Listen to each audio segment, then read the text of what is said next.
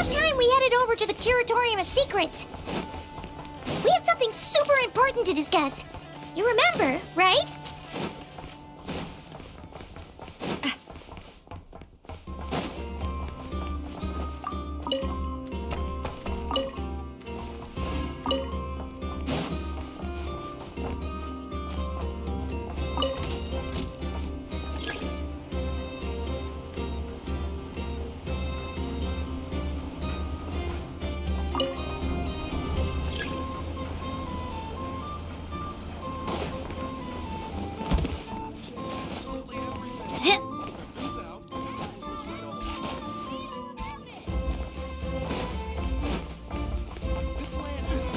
Everyone says there's tons of work.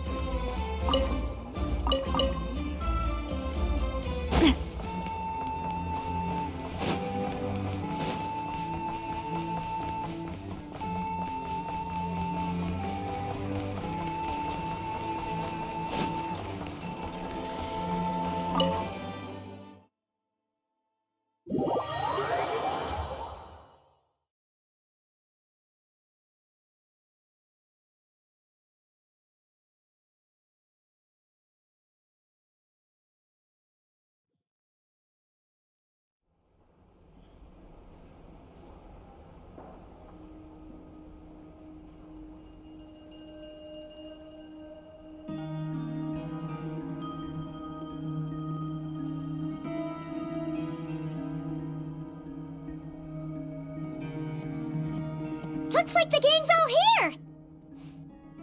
Yep, all ready. How about you two? Green and good to go? Paimon's ready! Great, let's get rolling then. Great. Well, first things first. Wait. Someone's here. We heard your footsteps. Although... You've been here for a while now. I take it you followed the Traveler, but I don't sense any ill intent in you. Come on.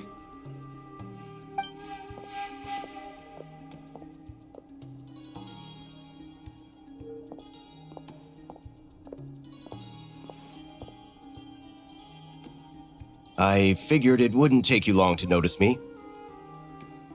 I come bearing news from my lady, the Knave. Dottore went through the motions of returning to Snezhnaya, but it was obviously a facade.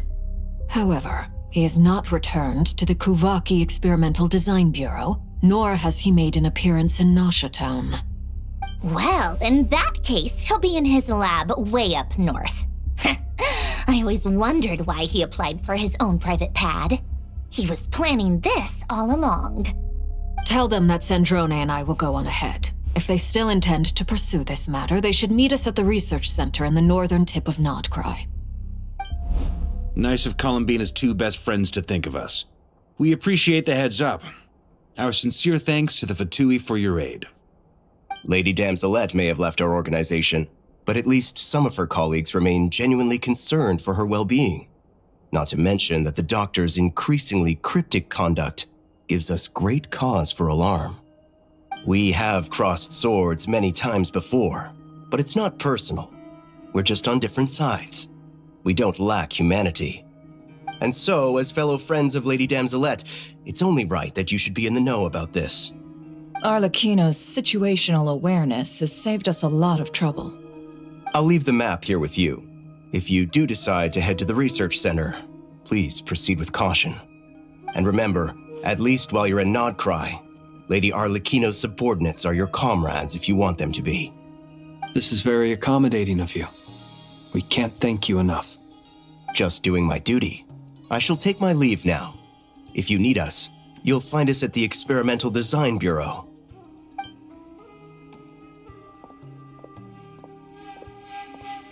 So, the doctors left the Experimental Design Bureau and headed to some research center up north. Marionette seems to think he's been planning this for a long time. But when did it start? Before he even arrived in Nodcry? It seems his loyalty to the Tsaritsa is lip service at most. Behind the scenes, he may even be working against her. Whatever his motives, We know that he's decisive and incredibly ruthless. Facing him unprepared would be a recipe for disaster.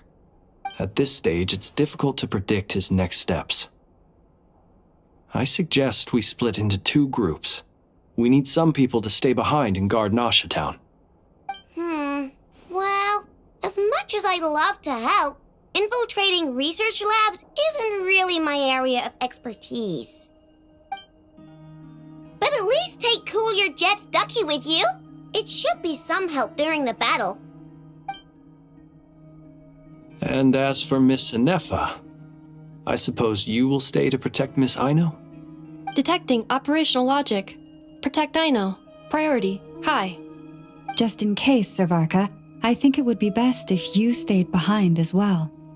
You can leave the research center to us. I mean, I would have said the Knight of Berea should probably be out on the front line, but okay, fine. Leave Nasha Town to me. Be careful out there, okay? If things get out of hand, fall back right away. Yehoda will be on hand to assist you. In my absence, she can handle any intel gathering work. You got it, boss. You guys make sure to get back here in one piece, all right? We will. Things are moving fast.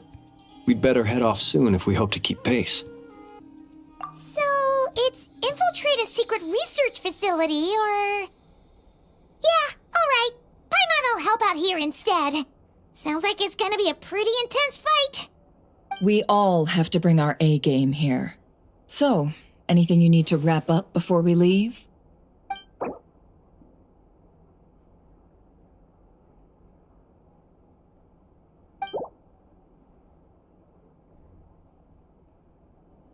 Then you'd better get going.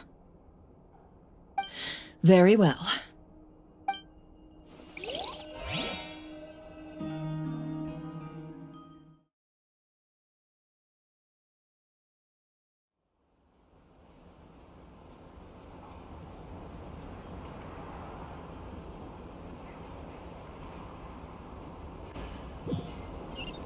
All these broken machines on the ground. Someone got here before us. Could it be Arlecchino and Sandrone?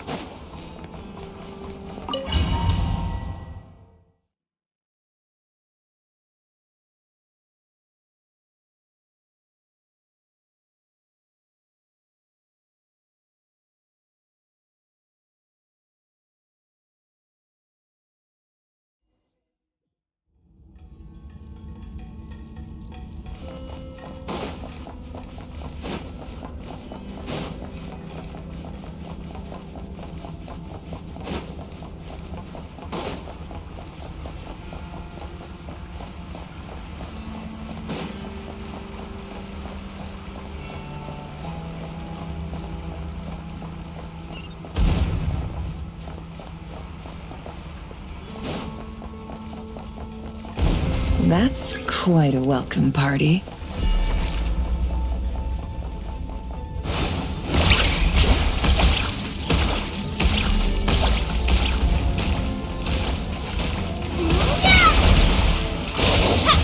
Observe.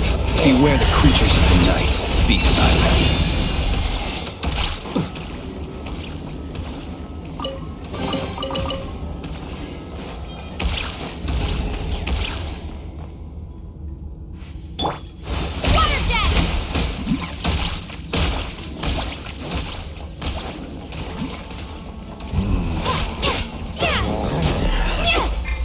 Observe. Be silent. Leave this place. Can't hide the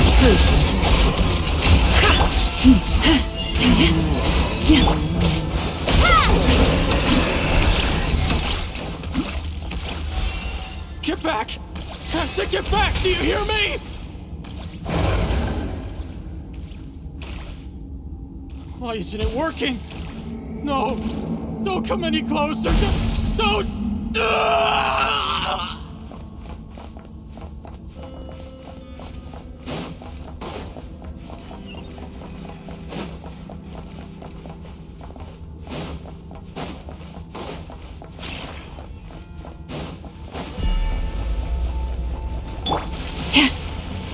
the everlasting forest. What? The deception ends here. It all adds up. No more love. Bombs away! Go! Close your eyes. Night falls. You poor soul. May your spirits find peace. Grab that key on the ground. We'll probably need it at some point.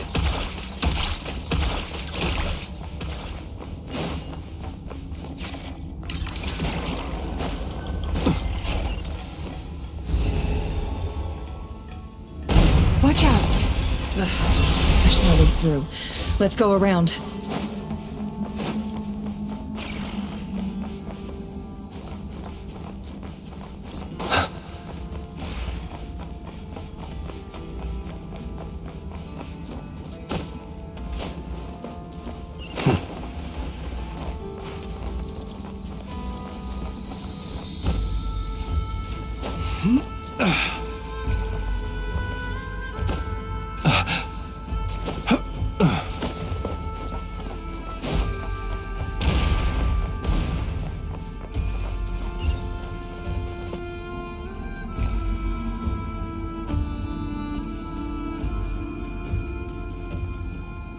What the? Trespassers? Here? What's wrong with you people? We're looking for the doctor, and we understand he might be here. I see you're fleeing the facility. You looking to settle a score with the doctor? Good luck with that. I don't think you have many chances left. Perhaps. But you might have a chance to live if you start talking. 2 other Harbingers had the same idea as you. They're already inside. But what good is it gonna do? The doctor wouldn't do something like this unprepared. Seems to me that you're not too thrilled about being his subordinate. Also, is it just me, or do I sense monsters nearby? If you'd prefer their company to ours, that can easily be arranged.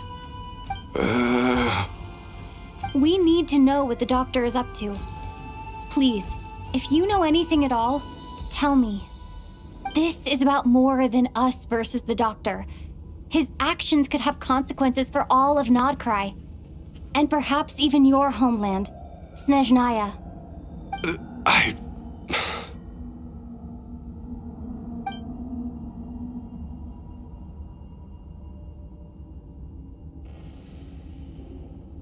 He's building something. Ambitious doesn't even begin to describe it. Feels like this could be the big one. God knows how long he's been planning it. A while back, he told us he'd be returning to Snezhnaya. We weren't expecting him back so soon. This time he brought some gemstones with him, or something. 2 of them. The moon marrow spheres. He stole them from their rightful owner, Columbina. Oh, Lady Damselette? Last I heard, she left the Fatui. Before she went, she told us she'd finished what Her Majesty asked of her, and wished to focus on some personal matters. I remember thinking that leaving us might not be the best choice. I mean, I always looked up to the captain the most, and... Back when this all started, the higher-ups dispatched 3 units to Nodcry to execute their plan. They were led by the Doctor, Marionette, and the Damselette, respectively. I was a part of the Damselette's unit to begin with.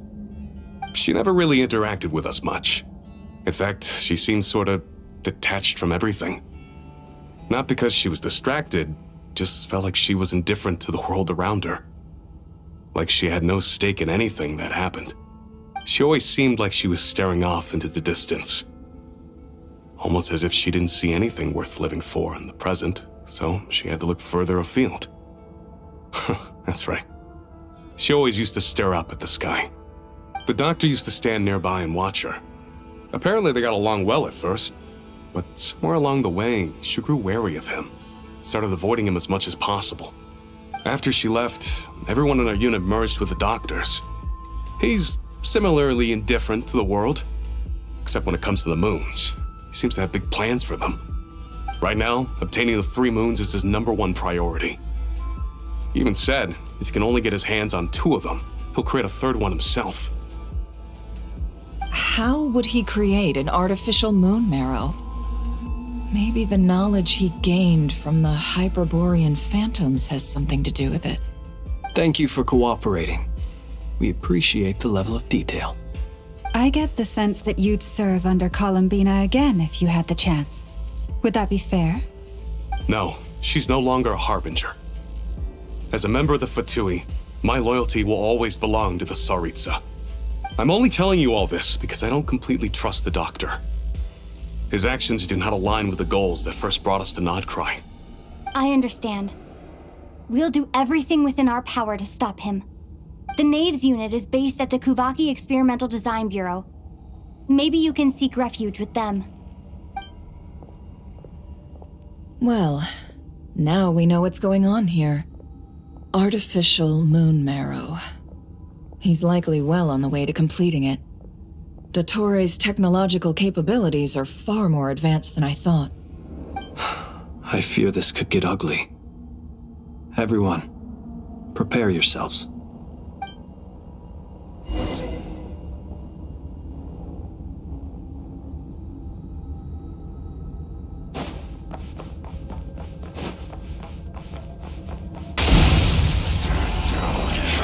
Observe. Be silent. Go! With one heart, we pray. Wipe out! The mystery unravels.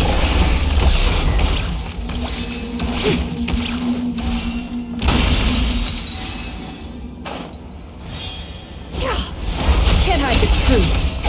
It all adds up. Observe.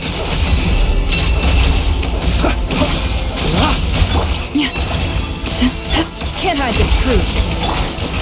Water jet! By the frost moon of old.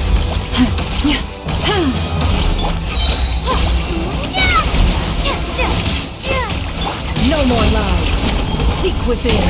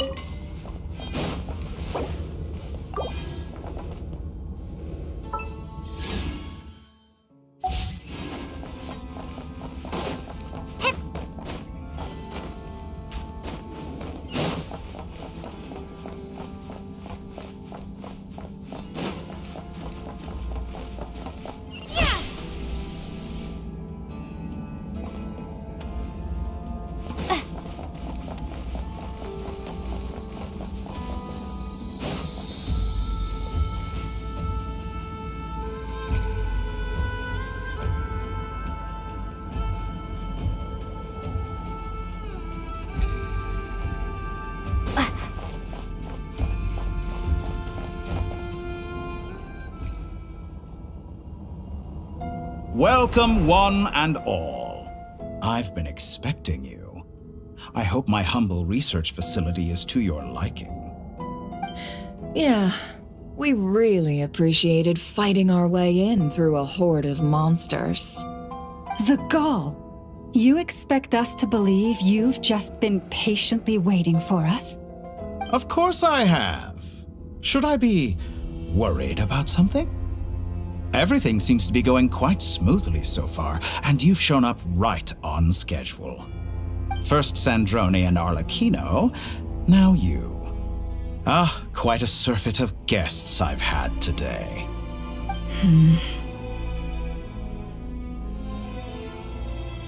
If you were looking for them, I should probably mention that Arlecchino disappeared as soon as she entered the facility. As for Sandrone, why, she stood right here only moments ago demanding answers from me at the top of her voice. Hardly out of character.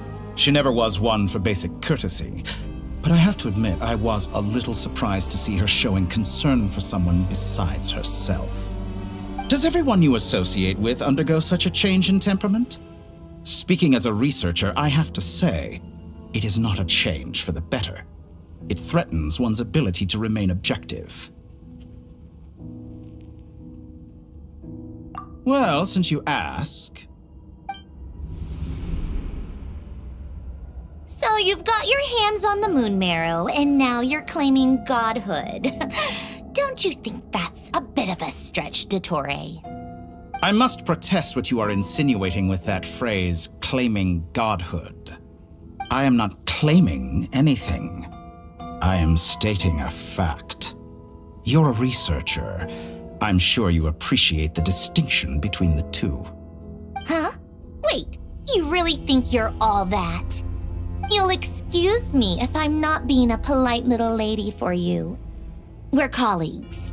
We both know what kind of person you are. By the same token, I knew you'd respond along those lines. You and I both understand that facts speak louder than words. To that end, I've had my people send you a small gift. It should go some way toward helping you understand my present position. What gift?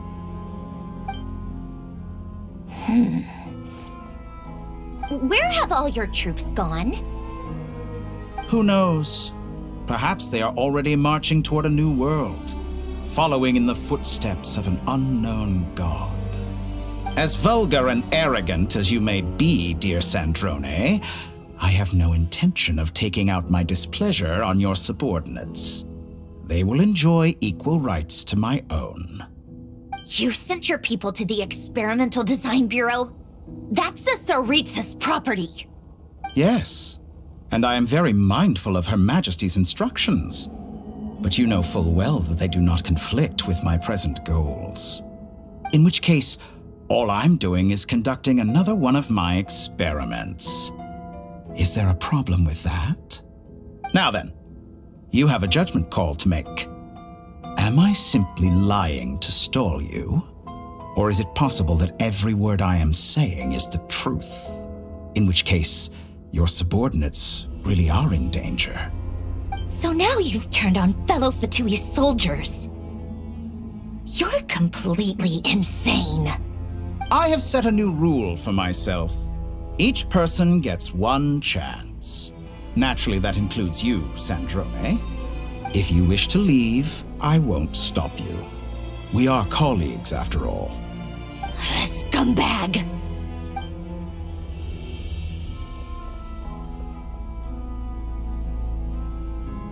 Still, I hadn't counted on Sandrone sparing any thought for the people of this world. Shame. I always found her self-centeredness to be one of her few better qualities. How can she ever hope to achieve greatness when she's so obsessed with protecting her little design bureau? It's more than a little disingenuous to speak of achieving greatness while taking hostages. Or does honor no longer mean anything to you? Honor? I have the marrow of 2 moons in my possession and will soon complete the construction of a 3rd. I will be the god of a new world. And you speak to me of honor? How charmingly naive. Those are sacred relics. You do not deserve them. In my view, many in this world do not deserve to be alive.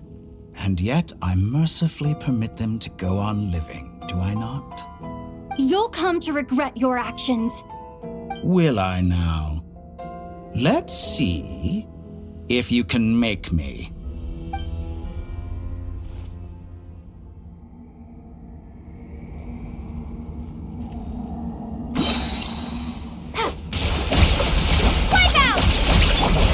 The long sleep beckons. For the everlasting fire. The deception ends here. Close your eyes. Observe. Here, Forest, protect us. Can't hide the truth.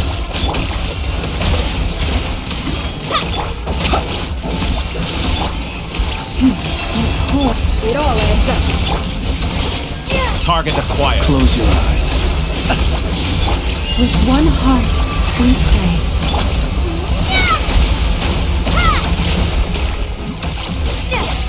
Seek within.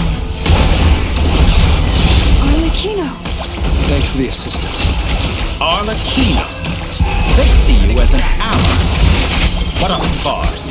You're clearly here to destroy my research. I say your research is more valuable than your reward. Am I wrong?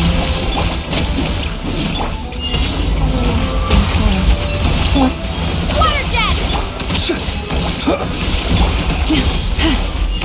No more lies. Is this all it is? Tired. It all adds up. The mystery unravels. Bombs away! Ha! Shatter like Be a silent. reflection. Observe. Your actions betray your falls. fear of me. Close your eyes. Observe. Keep your night falls. Puppies. Close your eyes. Observe. Is that the best you can With do? one heart,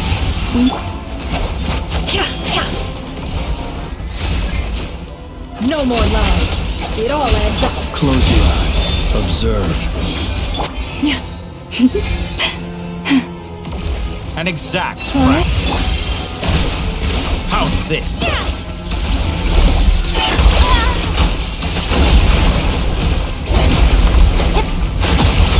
The deception ends here. This is where you fall. Transfixed. by the frostmoon of old, you poor lost land. Vittori is too powerful with the artificial moon marrow in his arsenal. Fighting him is futile. Quickly!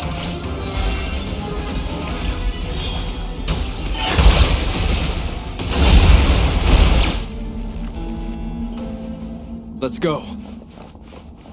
I've always thought it is wiser to flee than surrender.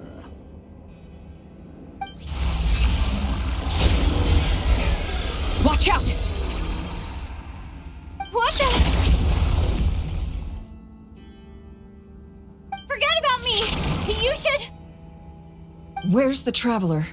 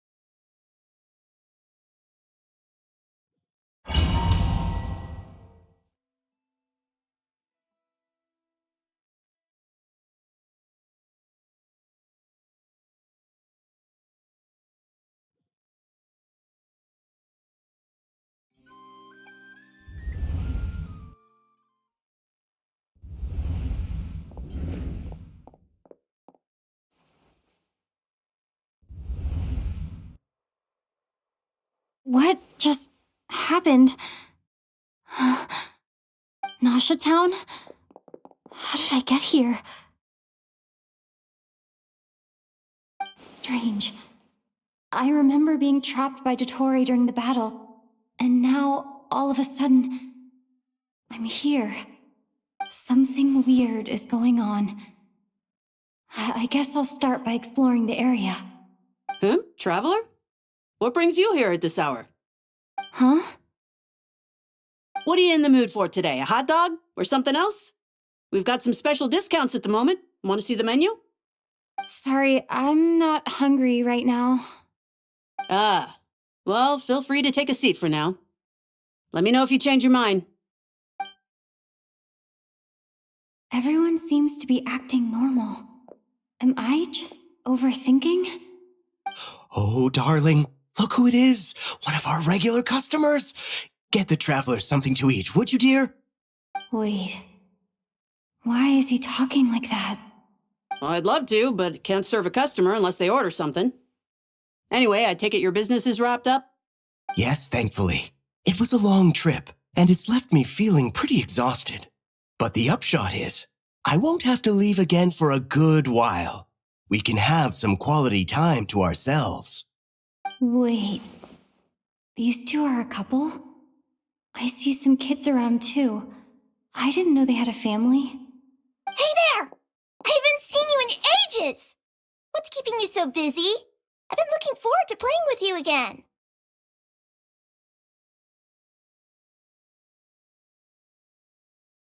You forgot already?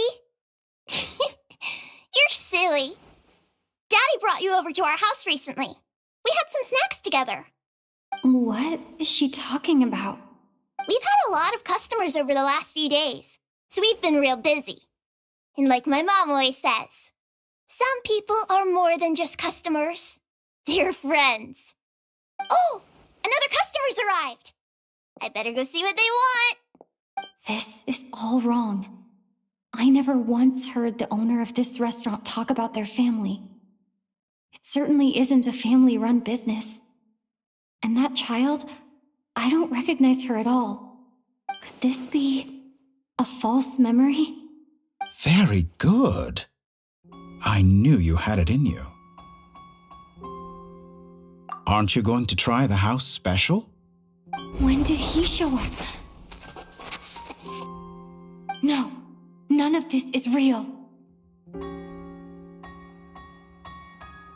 You don't seem to like it here. That's fine. We can change venues.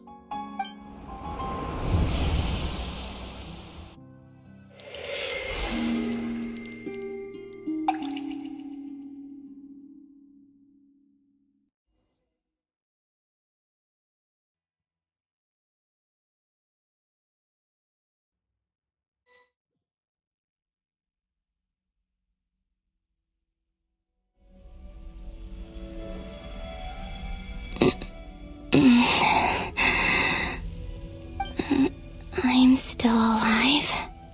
Where is this place? It took all my strength to open the moon gate, and then I leapt into it. So this is the moon's reflection? The mysterious realm beyond the gate?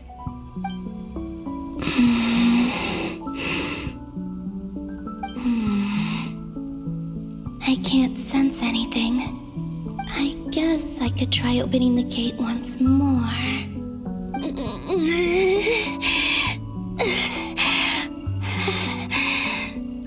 No response. Maybe this space can't be opened from inside. If this was the space that killed both Revier and his lover, then why am I unscathed? Or...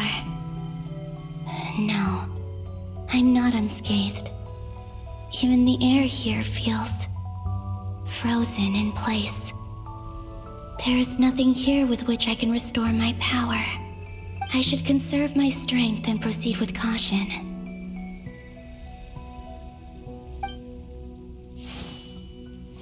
I don't believe Dotori's scheming will stop just because I escaped. If there is any chance that I can get back to the others, any chance at all, I must return.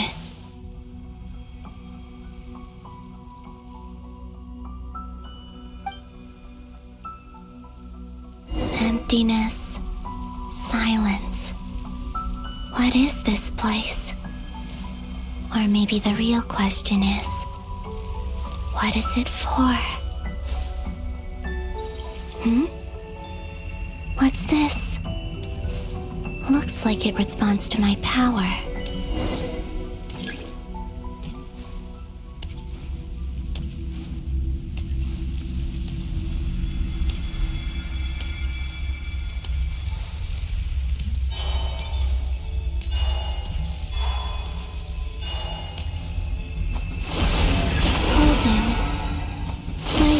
Kuvaki.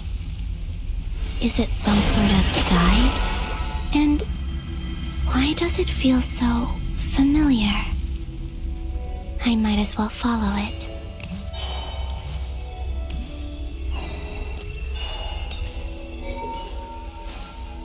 Where does this lead? Could it be the exit?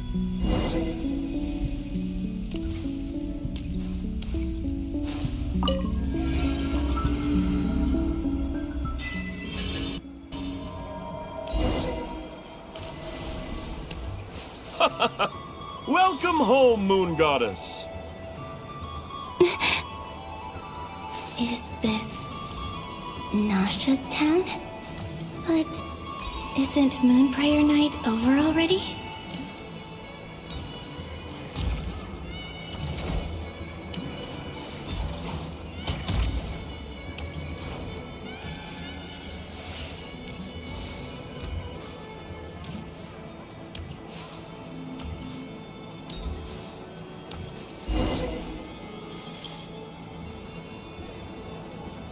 Goodbye for now, Columbina. I hope you have a wonderful night. I will. Everyone else. And me? Are these my memories?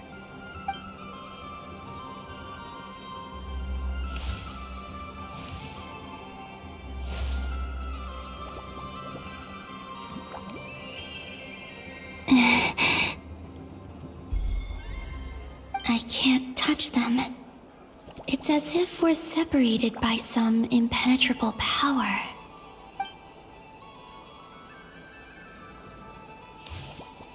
Over here! Over here!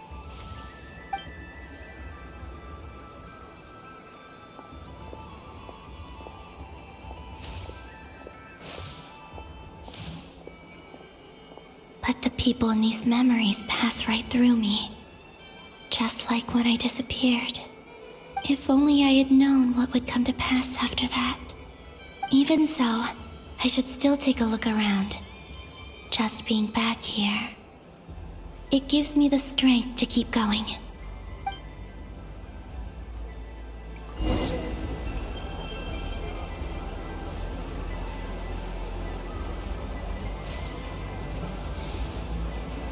Welcome home, Moon Goddess. Oh, you're the genuine article. Alice was right. This Moon Prayer Night was worth watching after all. Oh? Yes. That was the fortune-telling stall run by Barbeloth from the Hexen Circle.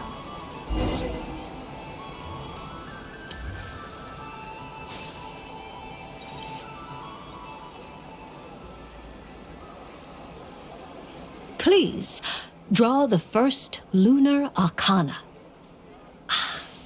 This represents destiny and is the foundation for the divination as a whole.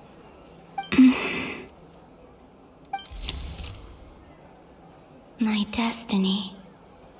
I believe the card I drew was the moon. Now that I think about it, Barbeloth's divination was absolutely right.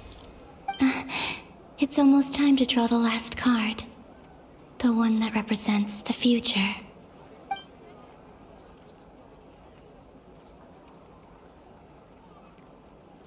That was the card that popped out on its own. From here, I think.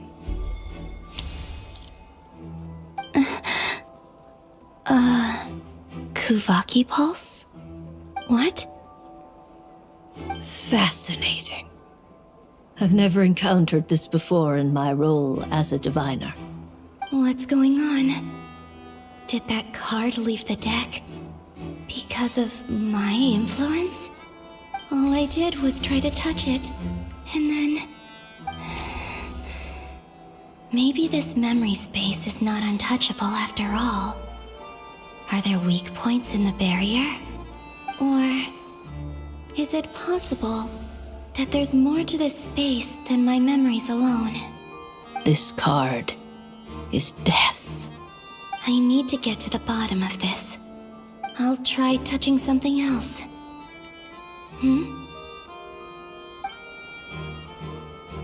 Is this...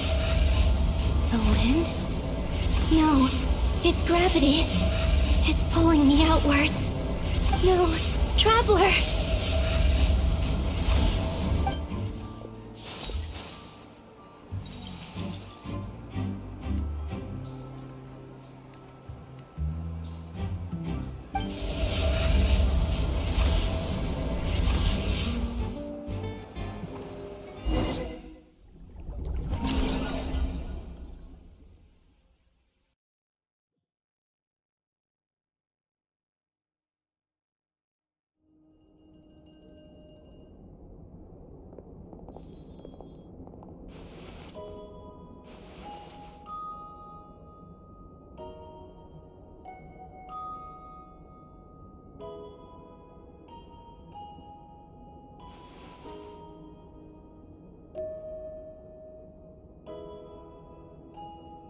Haimon, listen to me.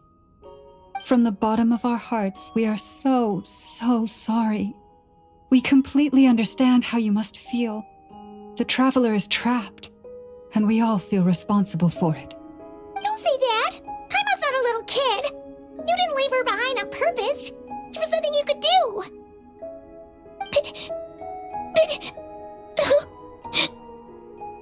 She's all alone in there! What if something happens to her? What are we gonna do then? We've barely spent any time apart since we met. Is she gonna die?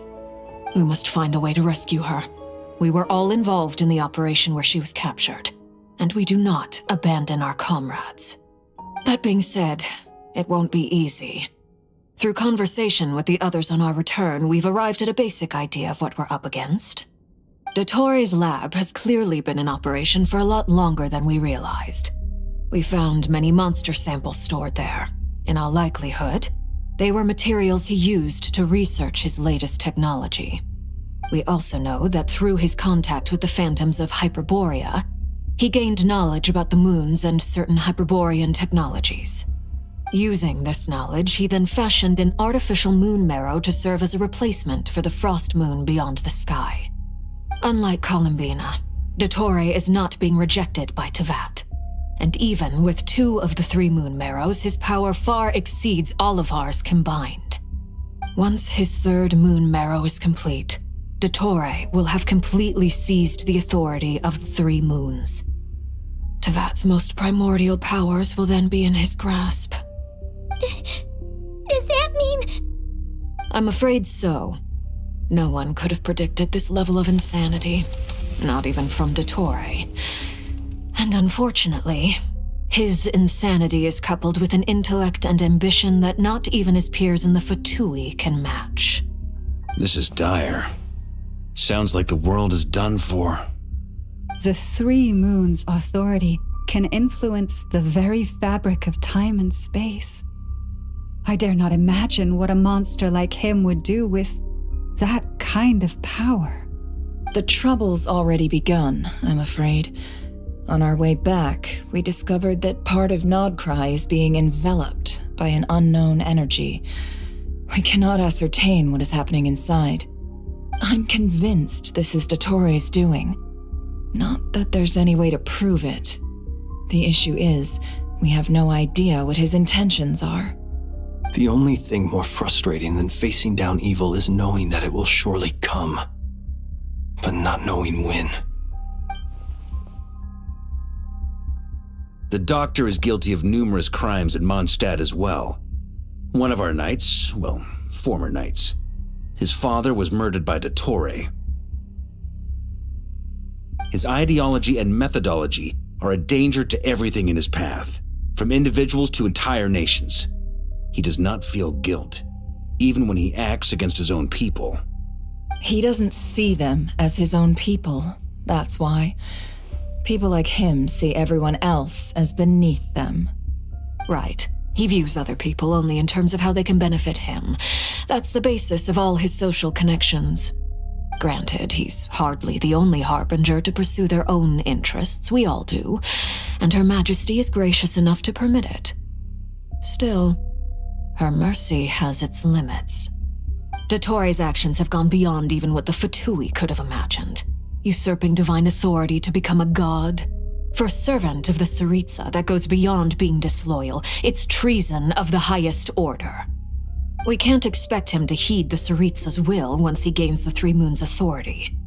Even we harbingers consider him the most self-interested among us. Poor Traveler. Of all the people to get caught by... We have to go save her! Right now! Please! We gotta find a way! Paimon, I promise you, we are with you all the way. I get how you feel. I do. But it's gonna take more than strong emotions to take down an enemy like Dottore. What we need now is more information. Right. We can't even guarantee he's still at his research center. Before we can think about mounting a rescue operation, we need to confirm the Traveler's location. I'll find a way. Paimon knows, but... She's so scared. anything happens to the Traveler? She might be the strongest person Paimon knows, but she's still human. She feels pain and bleeds just like anyone else. Then think things through before you stick your neck out. Unless you want to lose your head. Sandrone. Miss Sandrone, you're okay? Put the stuff over there, and be gentle with it. Am I okay? As you can see, I've had to move my whole livelihood out of the Experimental Design Bureau. It's been swallowed up by Dottore energy field. If I'd left it any longer, I probably would have gotten stuck there. Ugh, Dottore always goes a little loco when he finds a shiny new toy. Not that he'd ever admit that. But this time, he's gone full psycho.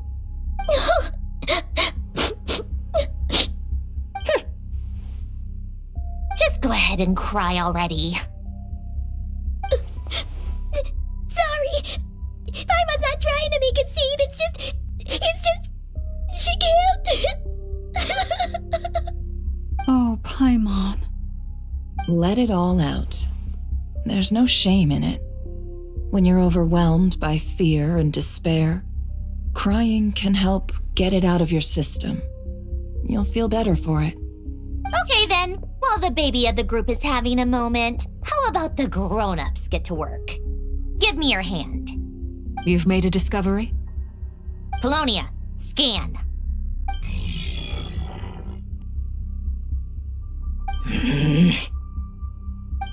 You, hand, now. Oh, I thought you'd never ask, my lady.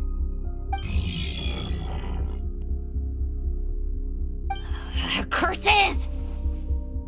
You're next, then you.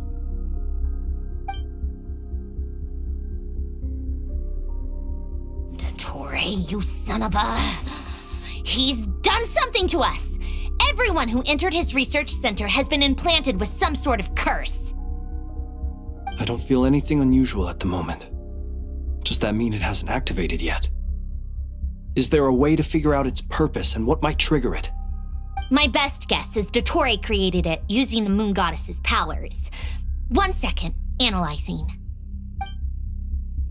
Ugh! That friggin' maniac! So, what twisted game is he playing this time?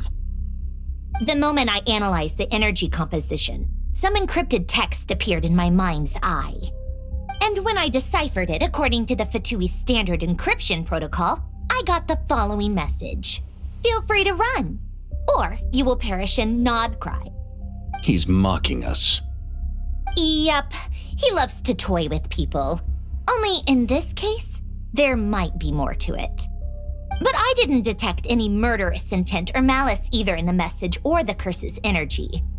As if this is him at his least malicious. Or perhaps all people are cowards in his eyes. Maybe he thinks the threat alone will be effective. What a despicable person. And he has the Traveler in his grasp. If I may, as unhinged as Dottore may be, he has always exercised great patience with the objects of his interest. I remember a comment he made when we first arrived in Nodcry. He said, "This world is, on the whole, an exceedingly dull place. But at least there are a few intriguing features, such as the gods, or the Traveler. Presumably, they interest him because they're unknown quantities. He wants to understand as much as he can about them." Agreed. The Traveler is Tevat's fourth descender. All Harbingers are aware of this.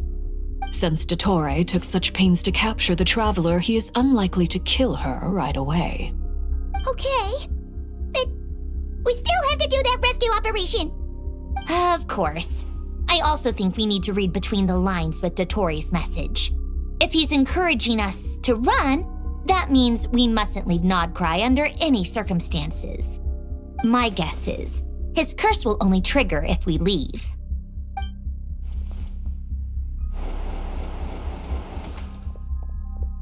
We've discovered multiple energy fields.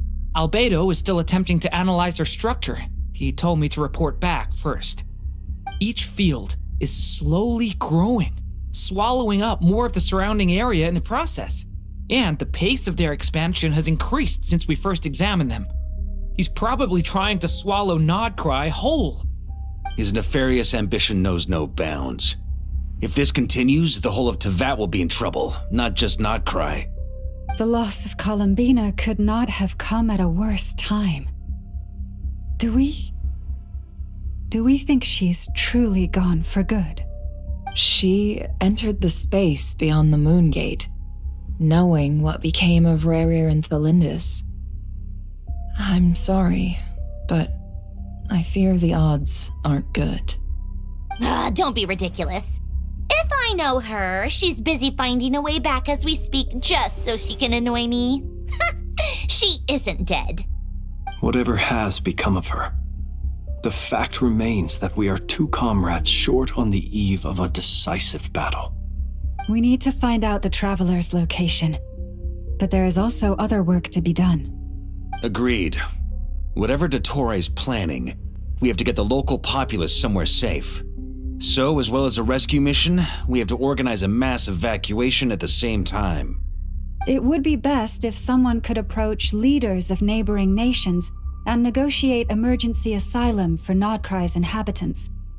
Can anyone handle that? Snezhnaya is one option. I'll see what I can do. It'd be so much easier if the Traveler was here. No! Stop thinking like that, Paimon. Paimon will join you. She's pretty well connected thanks to the Traveler. Maybe it'll come in handy. Either way, that's what the Traveler would do if she was here.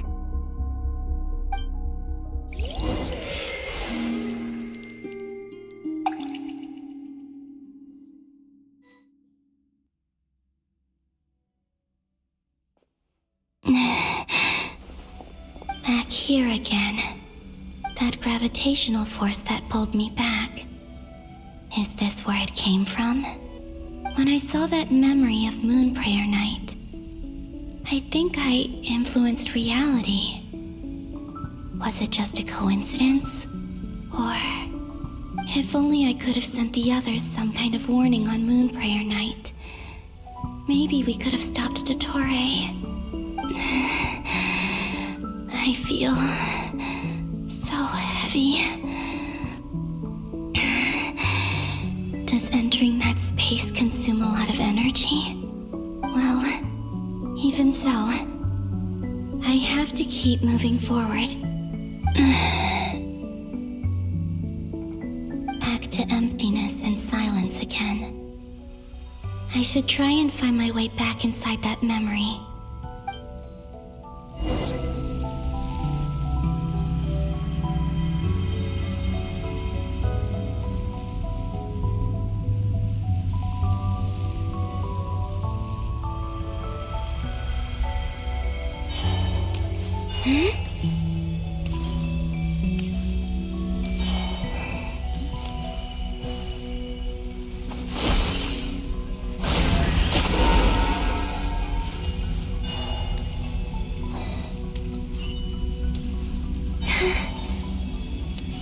The entrance from last time isn't showing up.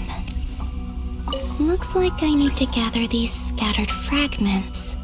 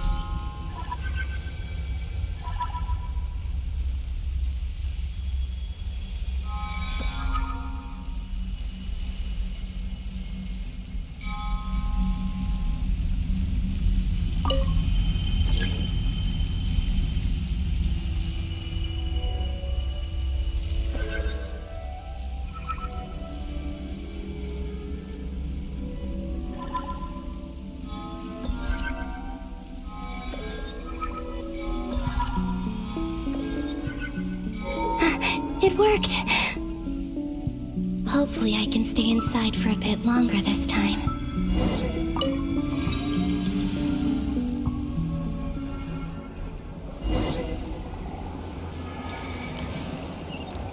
Ad Astra Abyssosque. Welcome to the Adventurers Guild. What? This doesn't look like Moonprayer Night.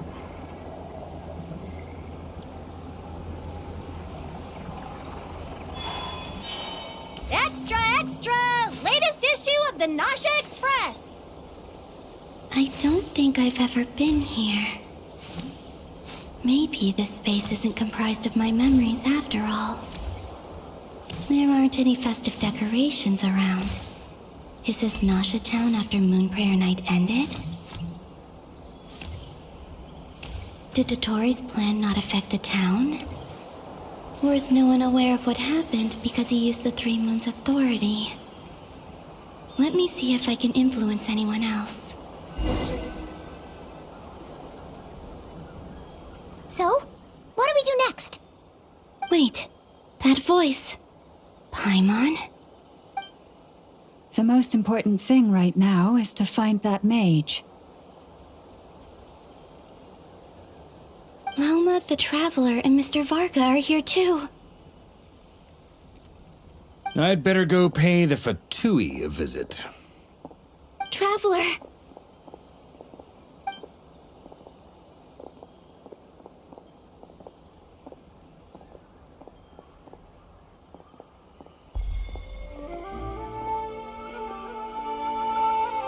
Huh?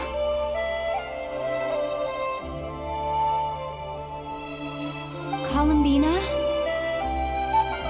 I made contact. It's me, Columbina.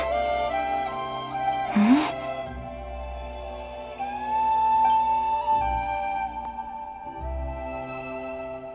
Traveler? Let's go! This is no time to be spacing out! Huh? Huh? Wait a moment. This has happened before. Huh? This is what happened when I disappeared. I stood right over there, thinking that no one would ever find me again. It was only when she called my name that I decided to follow them. But did she turn around because she sensed my touch just now? Is it really possible that from in here, I can change the past? If I keep following them, maybe... Huh? It's that gravity again.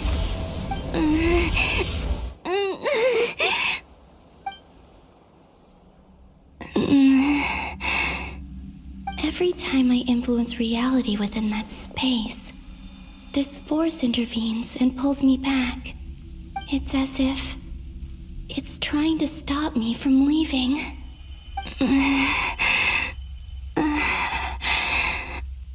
I'm getting weaker and weaker.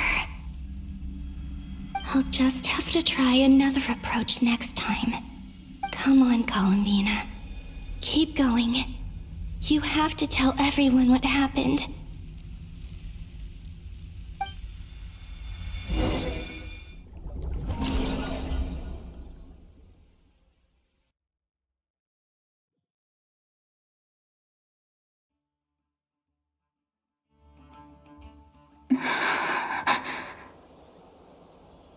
Suddenly, I've been plunged into darkness, alone. It feels strange, as if something has grabbed hold of me. Is Dottore now powerful enough to interfere with space itself? Look at you, standing so still in total silence. I almost didn't recognize you. Hello there, traveler. He seems to be in a good mood. Wait, what's that behind him? Ah, so you noticed. This is the completed Trilune. 2 primordial moon marrows and 1 artificial specimen. You are wary of it. Good. Maintain that reverence. You performed well in that recent battle. brave and reckless as always. Courage is the sign of a true hero, and impulsiveness is the hallmark of those who strive to advance. I say this not to belittle you. Most creatures are far more timid by comparison. 3 moon marrows. Does that mean the artificial one is now complete too? Well spotted. What do you think? For a replica I built myself, I dare say it looks the part. Dottore, are you planting illusions in my mind? I have no interest in fooling your eyes. On the contrary, I hope to show you the true essence of all that you see before you. Is this not a beautiful city? People live in peace and find joy in their work. The streets are safe. People can even leave their doors unlocked at night. You might say it is the Elysium everyone dreams of. All available data indicates your values and worldview conform with the mainstream. This kind of society should be quite to your taste. False beauty is deceitful. Lies are to no one's taste. I wonder, is it your moral standards that are too high? Or your expectations of reality? Answer me this. If someone existed in a sweet dream from the moment they were born, a dream in which they never once felt pain, which do you think they would consider superior? The dream or the reality? That's pure sophistry. It has nothing to do with your actions. As I suspected. You have yet to understand all of this for what it really is. What do you want from me? You sound impatient. Do you think the only reason I'm keeping you is because I want something from you? If it's not, then why haven't you killed me yet? No one can stop you if you're as powerful as a god. I'm delighted you recognize that fact. I believe we last squared off in Sumeru. Ah, the memories. How time flies. You and I have both grown. I'm not surprised that Arlecchino and Sandrone worked with you. You've always a way of slowly but surely ingratiating yourself with all levels of society. People laud you as a hero, but I suspect there's more to it than that. Oh, but to be clear, I don't say that to flatter you. Do you always give your opponent an appraisal before you deal the final blow? Call it a long-time habit. I'm a researcher, and one of my duties is to give an objective assessment of my subjects. But you misunderstand. We are not opponents. Not at this moment. I just want to talk. Think back to Tartaglia, Arlecchino, Capitano, Colombina, and now even Sandrone.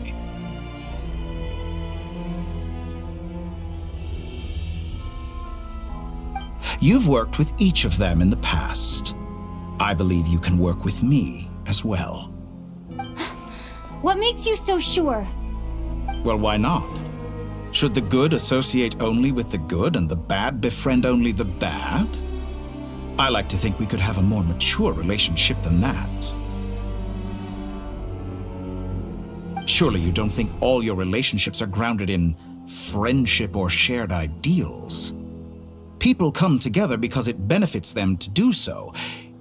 If you think of the people you admire, you must surely admit that they have provided some benefit to you.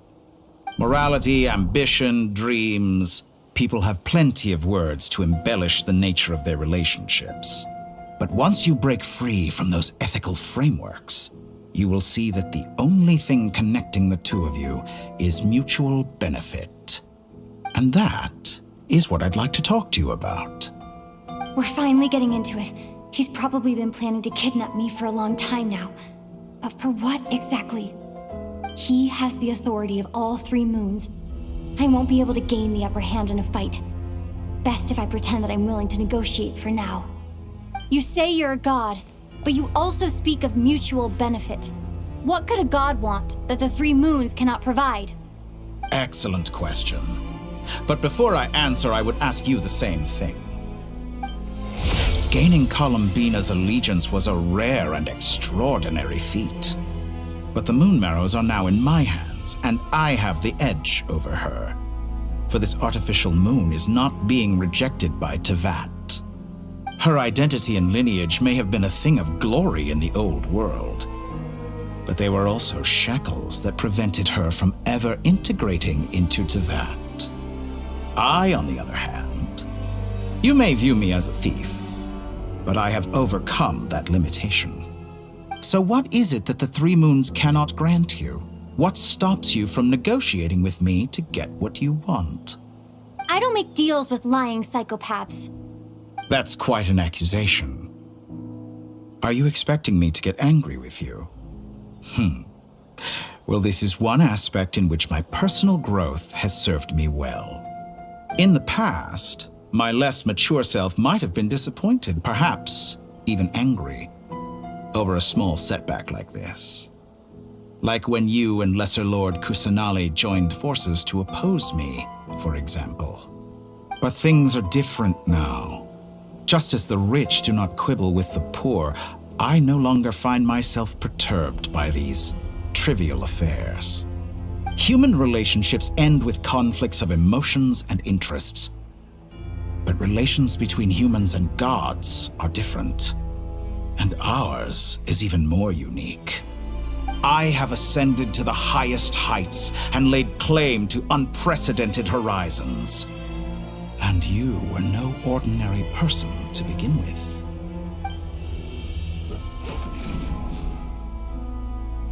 Allow me to show you the world, Descender.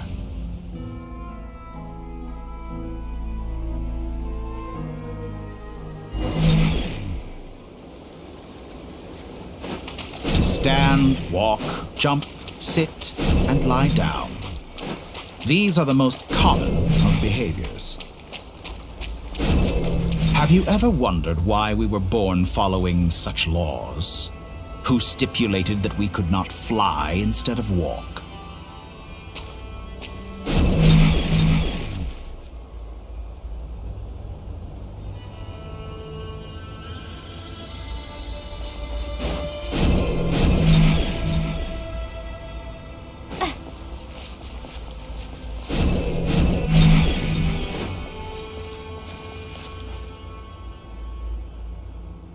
Someone of your talent and experience must surely know of the four great rulers who serve the heavenly principles.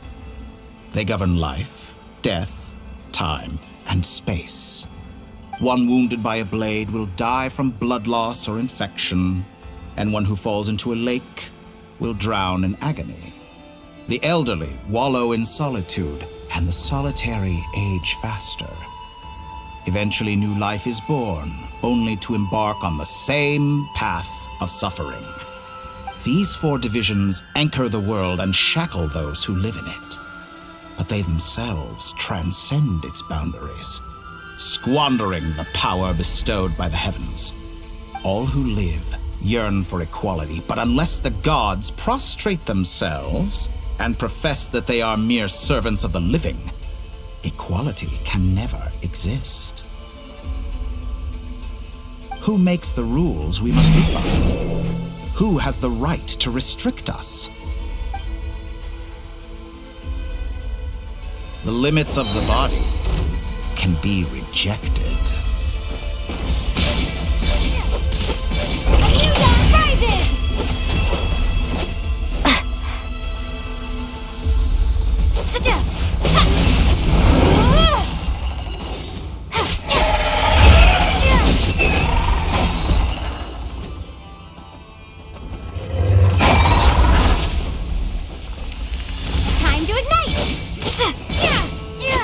How does it feel to be among those with absolute power? You cannot conceive the extent to which your flesh hinders your mind and spirit.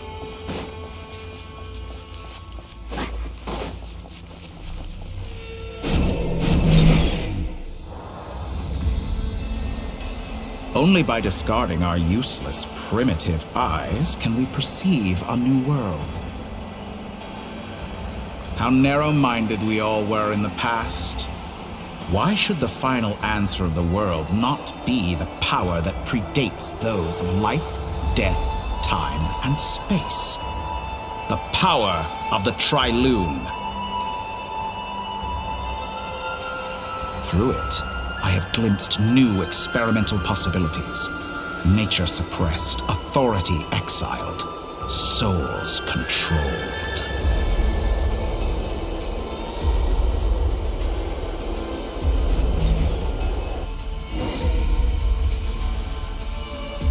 You know, I heard recently that a group of critics reviewed countless stories and drew an interesting conclusion. They found that it is more often than not the villains who strive tirelessly to push the boundaries of progress. In fact, long before this, someone voiced a similar idea in an academia editorial. I felt a great affinity with this perspective. I have never been afraid to step up and play the role of the villain. Fanatics are trampled down for their transgressions, and those who transcend are rebuked for their audacity.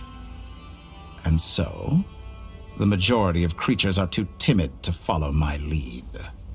But all sacrifices made during my experiments have been worthwhile, as you can now see. I can offer you something new, something unique, precisely because I am a villain. Think about it. We are eternally bound through mutual interest.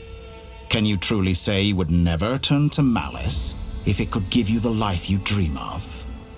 After all, what value do perfection and purity really have? They are fragile and feeble things, utterly tedious. I say, better to be governed by a flawed humanity than a gnosis. The true seeker of knowledge is the villain who undergoes countless tribulations in pursuit of their goal. I'm sure many people have told you that you're different. Because I'm a descender? Exactly. Very clever. But what has that got to do with you? I do not conceal my wicked deeds, my selfish desires, or my greed. A true researcher must act as I do if they are to understand and speak of the truth.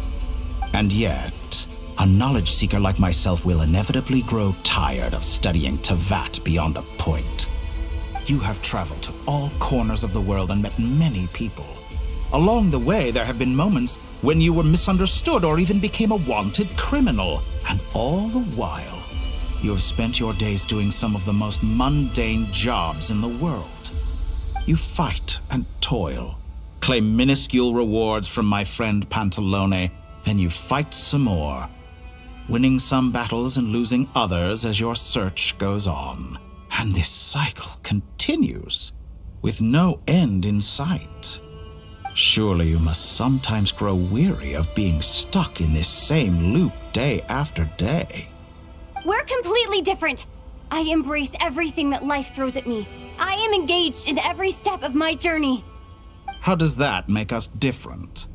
I too embrace what life brings, researching everything that interests me. Think of all the novel things I've managed to create, like the artificial moon marrow. Don't you see? As unique a specimen as she was, even Columbina is not irreplaceable. Take that back! She's gone because of your actions! I didn't say that to anger you, though admittedly I don't see what there is to be angry about. Anything Columbina could do for you, I can do better. I know what your ultimate goal is. You wish to walk the path your brother walked and seek answers from him at the end of that journey, don't you?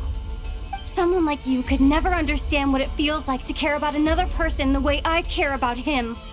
Perhaps not. But that doesn't mean I can't help. I could find your brother right now, bring him before you, and make him give you the answers you seek. Don't be so presumptuous. You'll never begin to understand the situation between us. Oh, no. This is no presumption. I'm only offering what I know is possible with the power of the Trilune. But it seems like you would sooner continue with your journey through this world. Why? Do you truly desire this journey? Or is it simply a necessary process from which you cannot escape? Think of all the time and energy you have spent, everything you've had to endure just to make it this far. Is this really what you want? Or has your hand been forced by the promise of that final answer? Yes, you have made many friends. But do they ever spare a thought for the void in your heart and what it yearns for? What you want is not friends.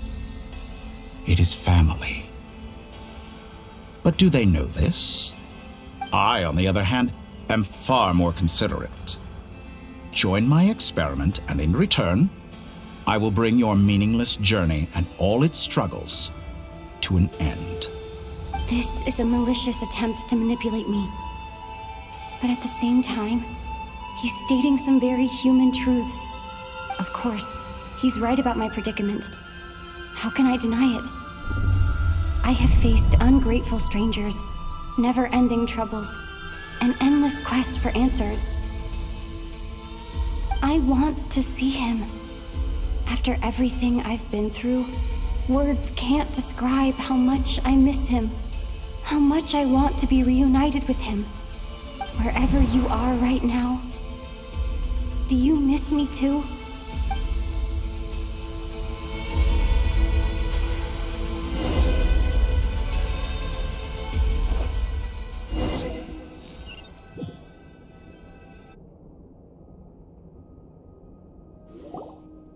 All right, everyone.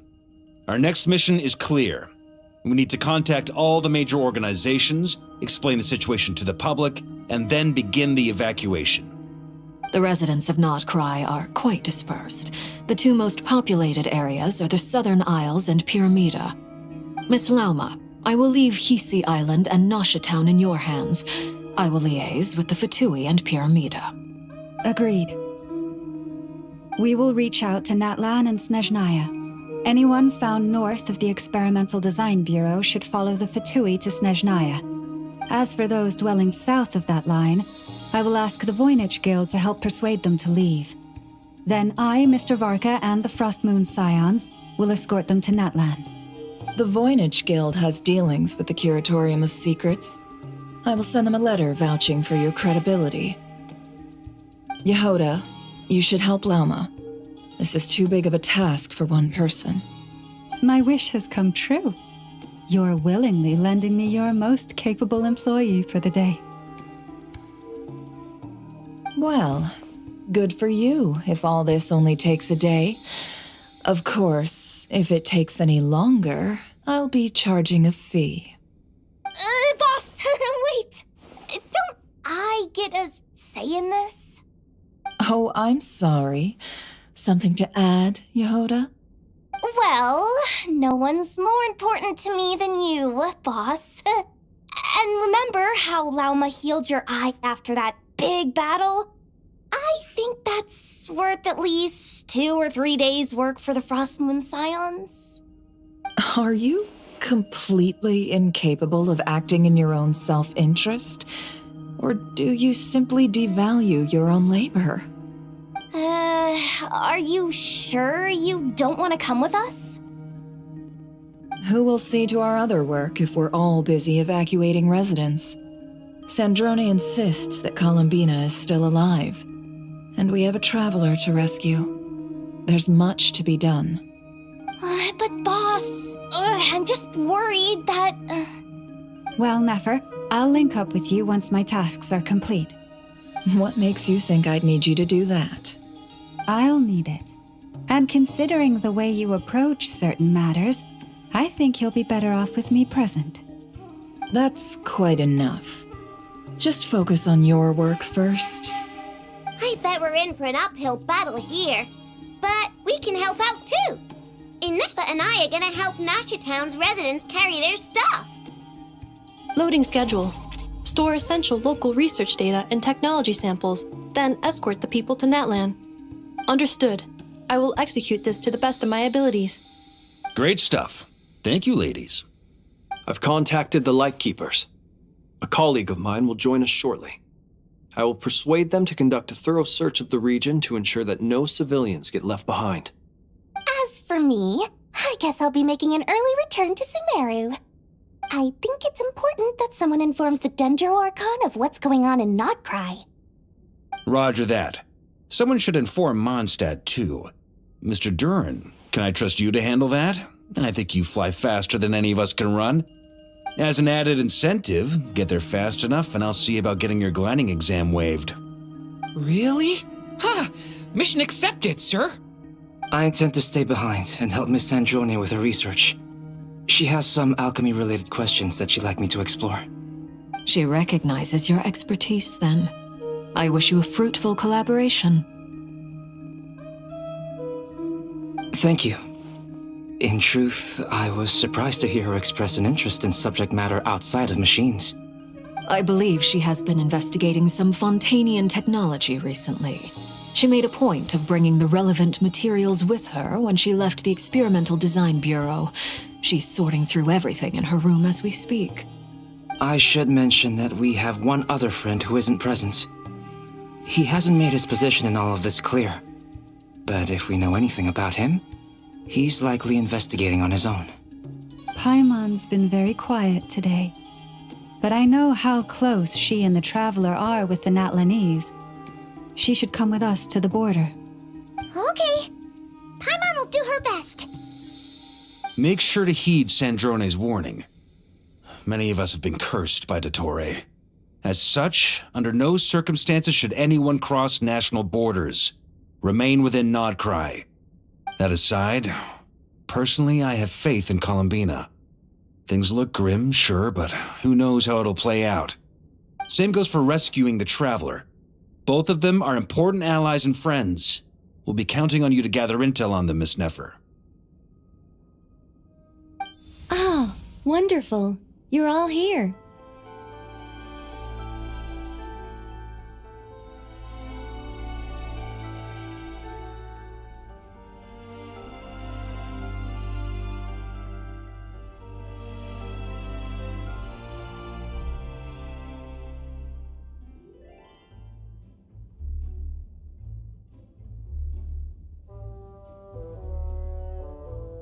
That voice again! Nicole? Whoa, that was loud! And it came out of nowhere. So mysterious. Sorry, we're still facing quite a catastrophe here at the world's borders. Alice has roped in every Hexen Circle member she can get a hold of. Except for me. She told me I had to come and help you all out as a matter of urgency. I quote, "You love talking, don't you? Well, now it's finally your time to shine. Take these. Make sure the whole party gets one each. You'll be in charge of making sure everyone stays connected." Huh? Is this a Dodo communication device? Scanning. Unknown device. Analyzing. Unknown device. Conclusion. Cute. Affirmative. It is cute and good. I believe that I quite like it. This is no ordinary Dodo communication device. It's my very own special modified version, specifically... sorry. I almost went off on another tangent there. Anyway, help yourselves.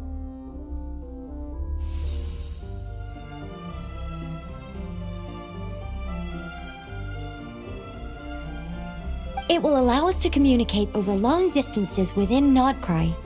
No more worrying about shuttling messages back and forth. What astounding technology.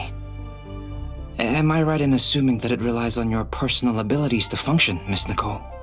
Yes, exactly. Right on cue, Albedo. I'd love to brag to you all about how it all works. But no, next time. Anyway, I'll be right with you all, serving as a communication hub. That's all from me. Head off as soon as you're ready. I'll be staying here to keep watch, and I'll be sending you my blessings.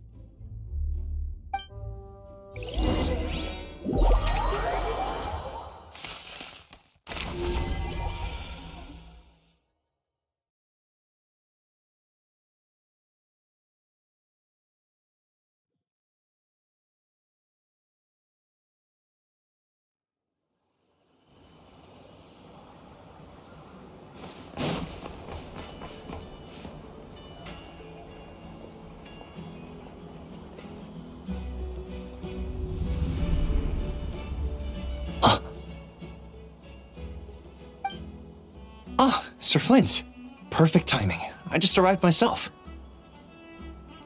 You are most considerate, Master Ilua. But in fact, I know you have been sitting here for quite some time. If you saw me, why didn't you say something? I was curious to see how long you could sit still for. Also, shouldn't you have managed to sense me approaching? That would be a first. You always seem to appear out of thin air without making a peep. Also, how many times do I have to tell you not to address me as master?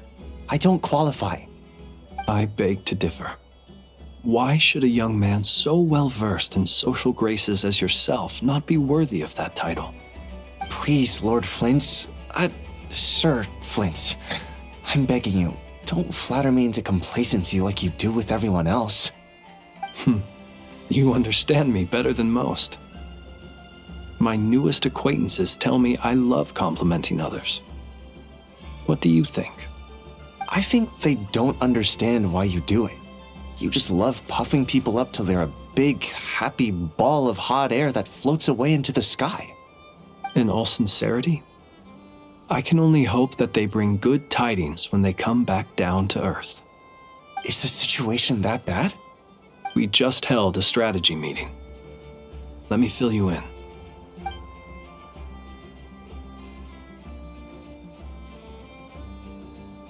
In short, we need everyone gone from Pyramida. We also need a team of lightkeepers to scour the more remote regions of Nodcry for civilians to evacuate. I only hope we have enough personnel. We do. Old Man Nikita will definitely help, and we can recall anyone out on patrol to focus on this instead. Good. I'm sure you and the others will make short work of this. Now, don't forget, once you've completed this task, make sure you and the rest of the team evacuate to either Snezhnaya or Natlan as well. Flint? If you've got something to say, Master Ilua, why not guess what I'm thinking right now? You mentioned that you have something else to deal with later. How difficult is it going to be? I doubt it will be easy. I know you're a lightkeeper, and it's your duty to protect others in times of crisis. But I have a feeling that you'll be walking into grave danger. However bad things have gotten in the past, Nodcry has never faced a mass evacuation before. But from the sounds of it, you don't intend to come with us. I don't mean to pry, and it's probably none of my business. But whatever it is you're intending, you don't have to go through with it, you know. I've been afflicted with some sort of curse, and I'm told it may well trigger if I set foot outside of Nodcry. As such, I cannot leave. I have to act, if for no other reason than to fight this curse. What? No. Why? Why would anyone want to curse you? There are plenty of people out there willing to trample over others in pursuit of their own goals.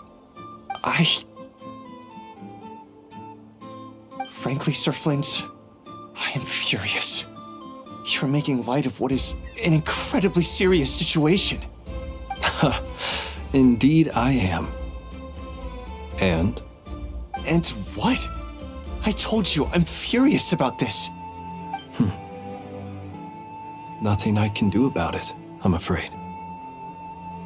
Things happen, and we just have to deal with them.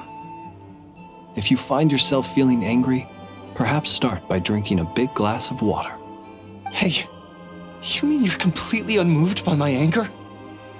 I'm devastated. Then allow me to express my sincerest regret. Come by the lighthouse sometime.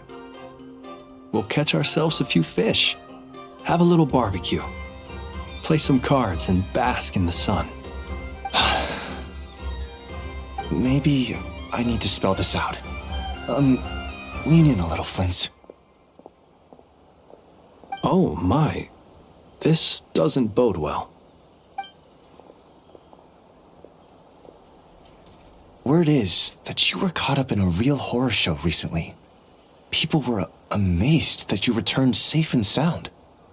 They've been debating whether you're even human. I've returned safe and sound from plenty of crises. When you say people, do you mean other people? Or do you just mean you? Fine. I'll be frank. You're not human, are you? Heavens. Now that's a horrifying thought. You know what? Forget it. We'll revisit this once it's all over. A sound plan. Albeit a little ominous sounding. Just promise me you'll come back in one piece. All right? For you, Master Ilua.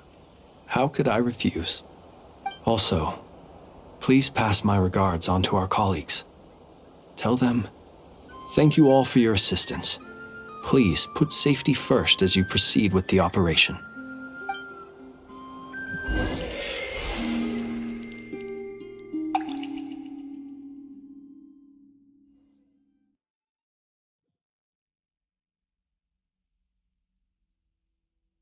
I have to keep searching for a path toward reality.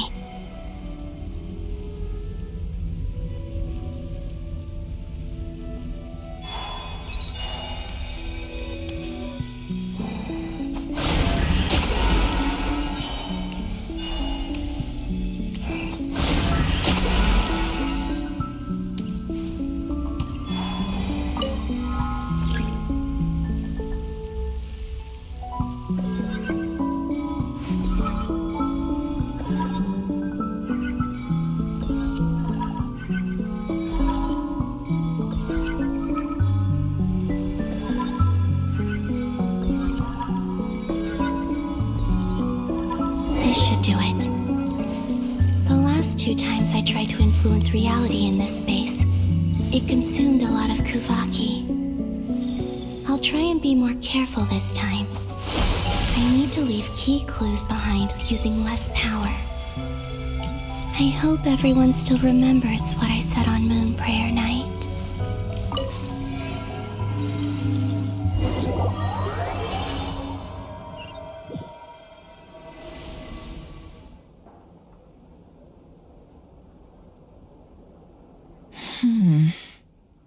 Nothing here either.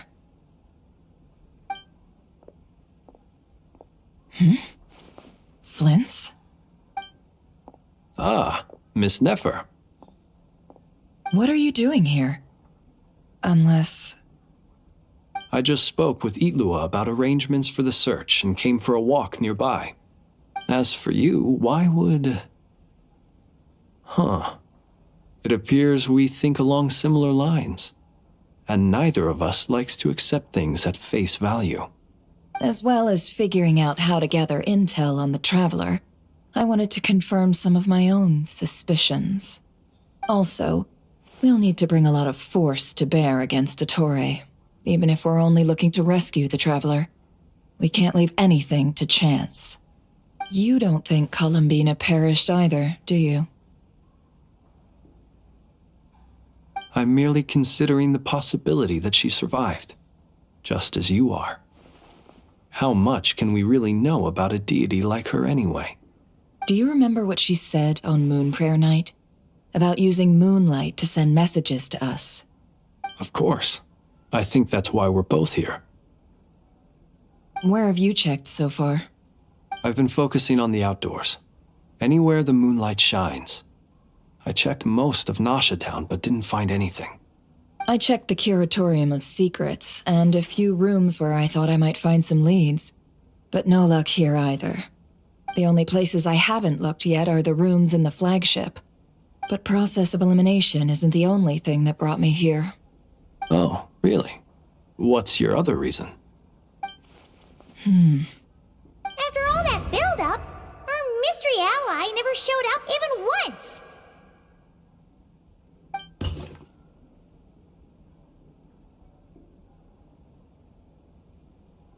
Huh? Am I imagining things?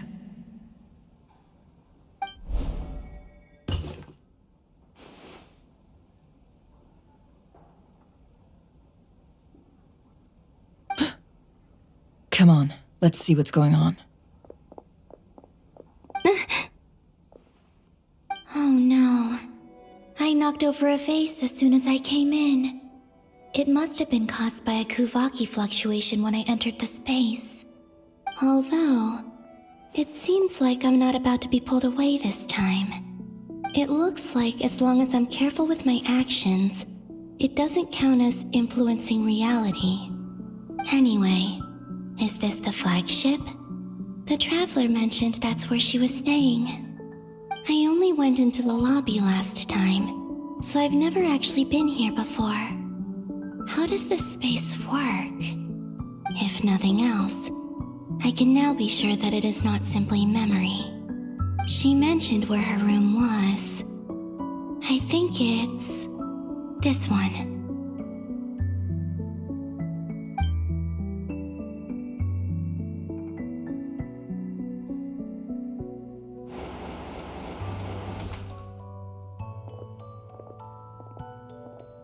The door is closed, but if this is anything like when I disappeared, then maybe...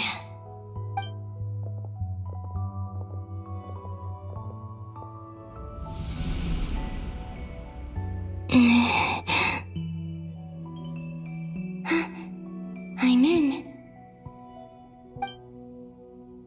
She and Paimon aren't here at the moment. I hope she's okay. I wonder what happened to her after that battle with Dottore. Best not to dwell on that for now. I need to try and leave them some clues.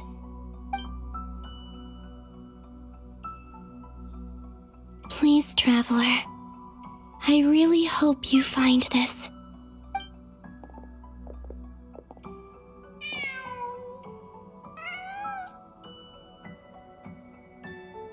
Huh. Just a cat. Nothing else here strikes me as noteworthy. Didn't you stay here for a couple of nights once? Before Rerir showed himself, yes. It's also where the Traveler and I first met. Did you notice anything unusual during your stay? I remember thinking how much noisier the flagship is at night compared to the graveyard. Other than that, no. The Traveler and Paimon were most congenial neighbors. This is where they've been staying, yes? Over here? That's right. I wouldn't usually condone breaking and entering, but we can make it up to them later. Focus now. I have to write a message on the wall using Kuvaki, just like I said on Moon Prayer Night. Simply open your windows on nights when the moon shines bright, and the moonlight will naturally flow towards the words I have written. Here goes. I'll need to carefully control my strength.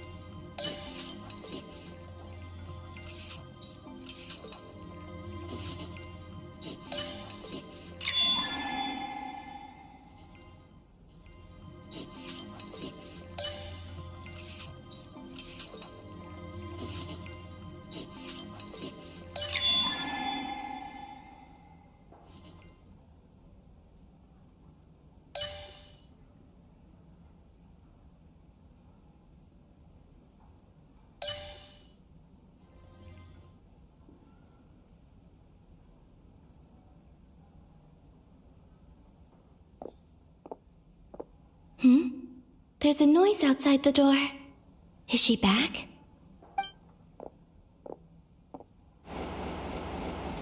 Please, you have to see these words.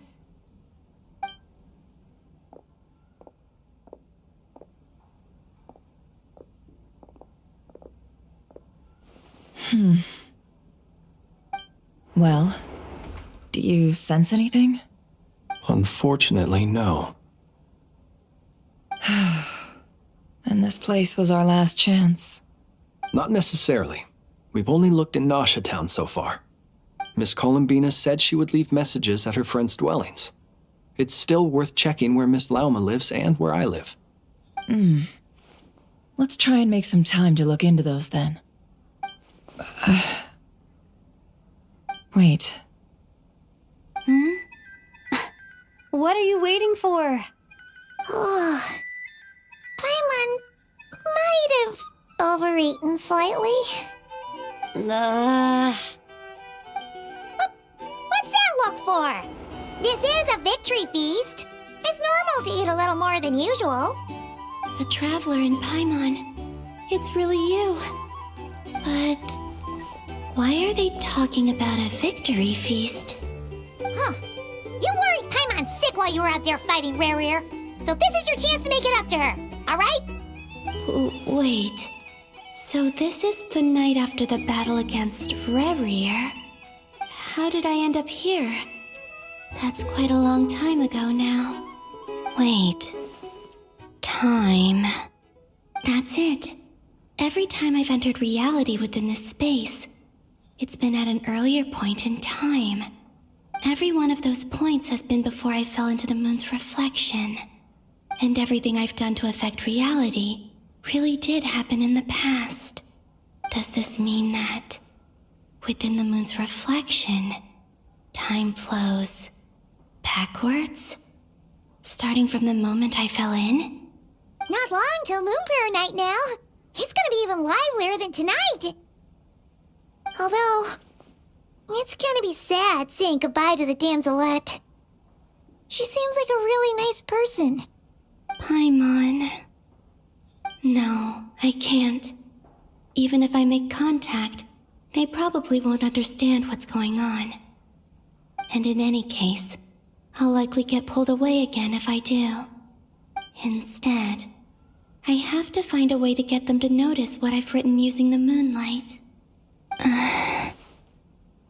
Wait, even I hadn't thought of doing that before Moon Prayer Night. They'd never conceive of that possibility. Is there truly no other way? Don't lose heart. We'll find a way somehow. Huh? Oh, you say that, but the Frost Moon is beyond the fall sky. If we wanted to go visit her, how would we make it through to the other side? We might not have all the answers now, but I'm sure we'll find a way one day. Huh. Guess someone's gotta be the optimist. The present. The future. That's right. There are still things I can do. What's your plan? Flins, when you were staying next door, did you ever open the window? No. The rooms here are dark and damp, and there's such a buildup of dust on the windows that the moonlight can't even get in. I didn't think it was worth the trouble. The moonlight? Ah, I think I see where you're going. One moment. I'll see if the owner is available. Don't bother. Time is of the essence.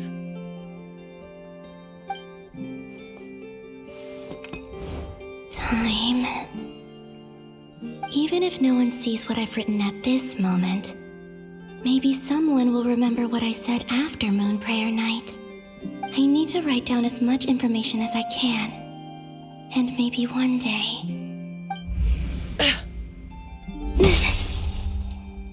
Huh? What's up with you?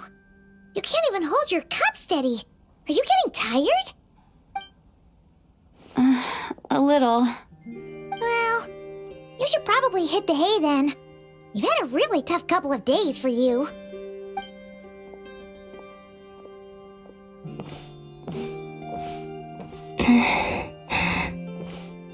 You truly have. You helped defeat Rare, helped me reclaim my name, and you helped the others organize Moon Prayer Night. Wherever you are right now, I'm sure you're still fighting against the injustices of fate. This is all I can leave for them. How I wish I could stay here, It's time for me to go. I hope to see you again in the next time, and if the opportunity presents itself. I will surely return to your side. Huh. Columbina. She's alive.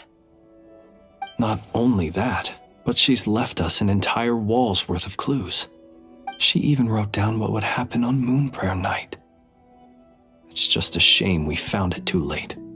I am here. Time in this place flows backwards. I am constantly moving forward. It sounds like she's found a way to influence the past using Kuvaki. But her future is our past. So, these words have been here ever since we defeated the Ray Hero Solnari. We just never discovered them. Which came first, the chicken or the egg? Do you ever mull over questions like that?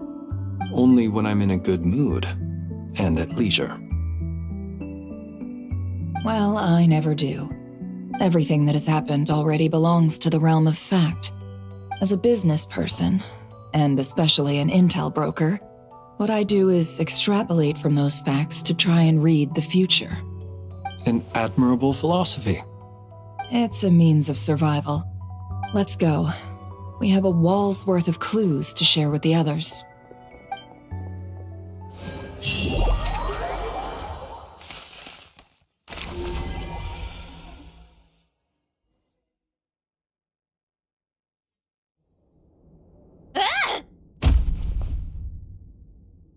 It appears that the doctor's energy signature has changed to something similar to Kuvaki, but not like the Kuvaki we're used to. Nodcry's Kuvaki devices will only have a limited effect on it. I can see why you've chosen to place your hopes in alchemy instead. Also, I must say these books are rather profound. My subordinates just shipped them in from Fontaine. Some of them are from the Narcissenkreuz Ordo. Some are incident reports from Petrichor, and then there's a few test reports for these junk machines. Additionally, after some further scanning, I've discovered something extremely annoying. What's that? Tevat's skies contain multiple moons. A long time ago, when I did my first scan, I detected 3, just as the legends say. But when I checked again just now, I detected 4 moons. So there's one extra? Yeah. Originally, I thought that if I could still find 3 moons, that would at least mean Columbina's still alive. But then it occurred to me that apart from the frost moon, Tevat's moons are just husks. And husks surely shouldn't show up in the scan, since they're not alive. It's weird, isn't it? If we can't even distinguish between a dead and a living moon, how are we supposed to know whether a moon goddess is still alive? Or does this mean that the moon marrows are equivalent to the moons themselves? It's certainly possible. In which case, the 4th moon you detected may be Dottores' artificial creation. So he wasn't bluffing. He really built his own moon marrow. Ugh! I'm so mad right now! It's easy to get overwhelmed when you have too much on your plate. Maybe you need to relax. Perhaps try going for a walk, or simply take a few deep breaths. Nothing can calm me down at a time like this. I need more time, and I need progress.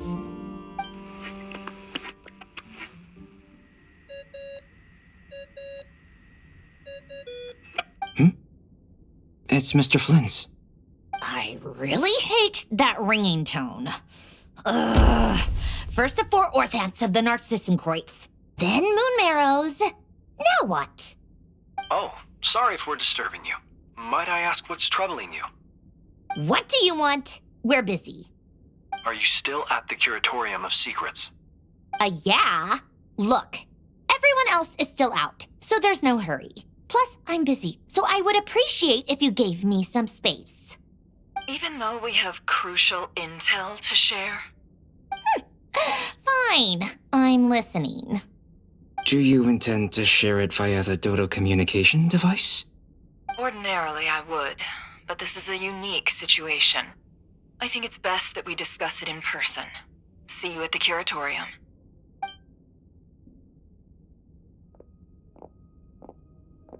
All right then. So, what's the situation? The rest of the team is still out working on their missions and evacuations, but we've decided to fill you in on the most crucial information first. Sandrone, you were right. Columbina is most likely still alive.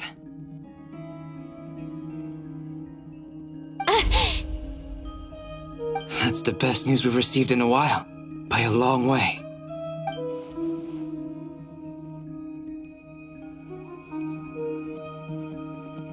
Random locations. Appearing in reverse order? Are you serious? So not dying isn't enough for the moon goddess, huh? She has to show off too. Anyway, does this mean we can deduce her condition from the moon marrows? Miss Sandrone, there's nothing wrong with simply admitting that you're happy to hear the good news. I'm not. And she's the least of our problems. We're facing a huge crisis. If she can't control the flow of time in there, she's just gonna keep moving backwards. Different points in time won't intersect, and she'll never find a way out.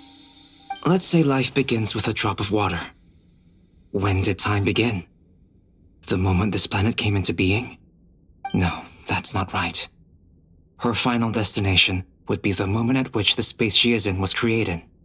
But it doesn't seem like we can influence that space from the outside world. So how can we help her? Also, if she's alive, Rerir and Thalindus might be too. But as far as we know, neither of them have come back out. That space may not have an exit at all. I'm afraid I must concur with Miss Nefer in this. Can't exactly argue with that. Let's leave it there for now. I've taken notes on everything you said. Will it help with your research? I doubt it's gonna help with breaking Dotori's energy fields. But who knows when it might come in handy. Better to have it all written down than try to remember everything when I need it. All right, I need to get back to my research. Mr. Albedo has made a lot of suggestions that will require my undivided attention. Sure, I'll stay here. I have things to work on.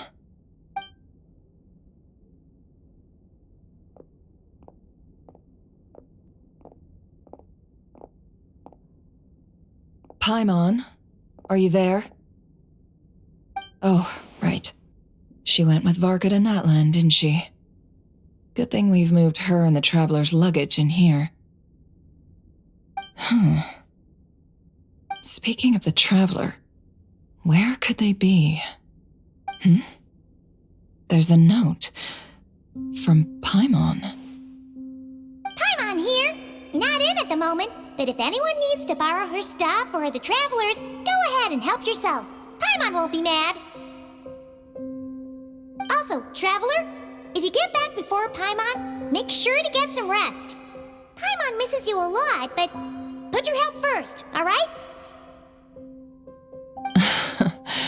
How sweet. Well, since you offered, Paimon, don't mind if I do. This is the Traveler and Paimon's luggage. All the items they use day to day are here. It's well organized. I wonder which of them is responsible for that. What do we have here?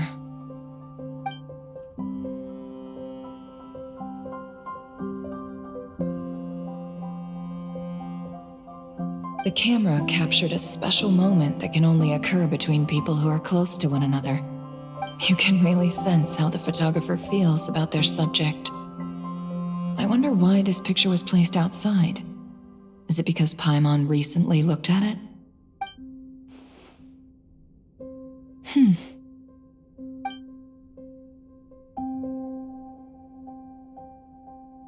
This must belong to the Traveler. Perfect. I'll use this. Hang in there. We'll find you.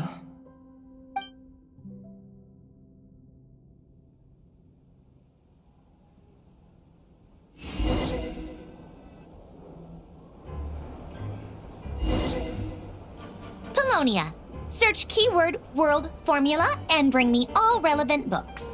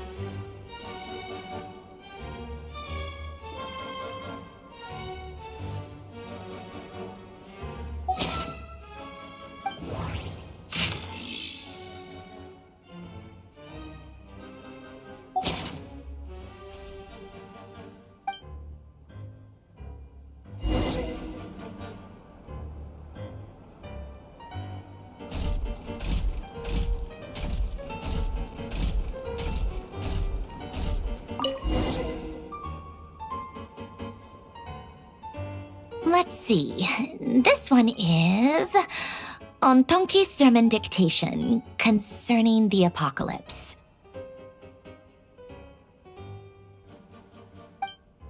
I believe that the correct term for this is Fortuna.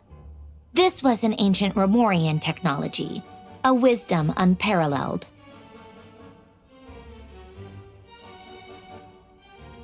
I never imagined that Romorian ideas would be so similar to the diagram I have named, the world formula.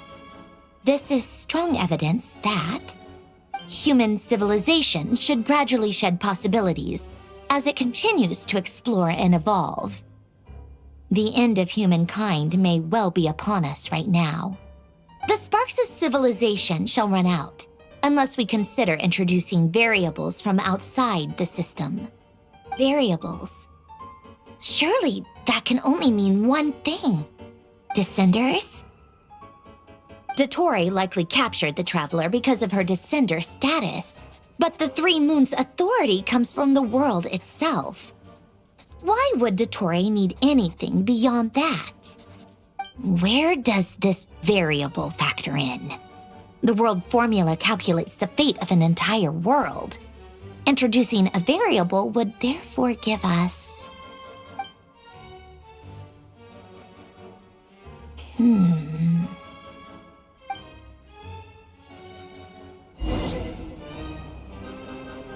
Polonia, search keyword pathway and bring me all relevant books.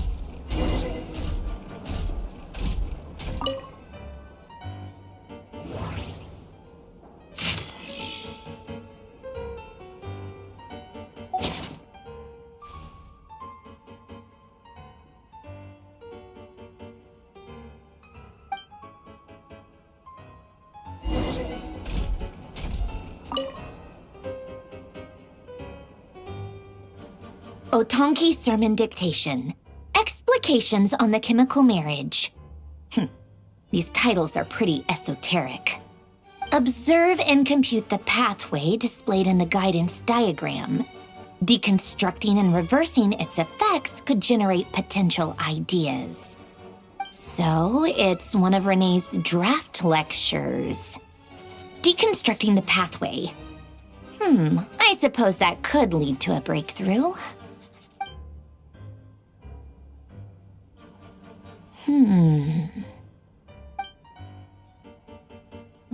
This is so long. This guy sure loves showing off his knowledge.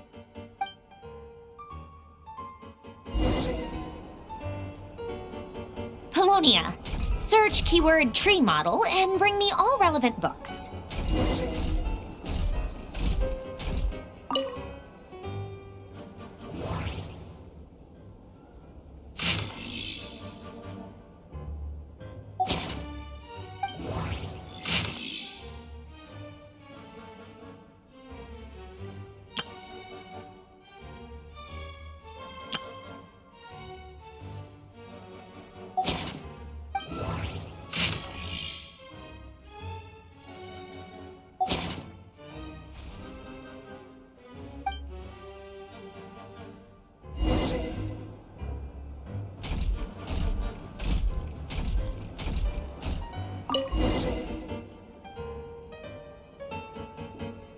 Most of the experimental devices proposed by the Lilia Crucis Ordo are built based on the simple and basic logical structure of a tree model. Lilia Crucis. Guess they were trying to cover up the name of the Nautitzenkreuz Ordo?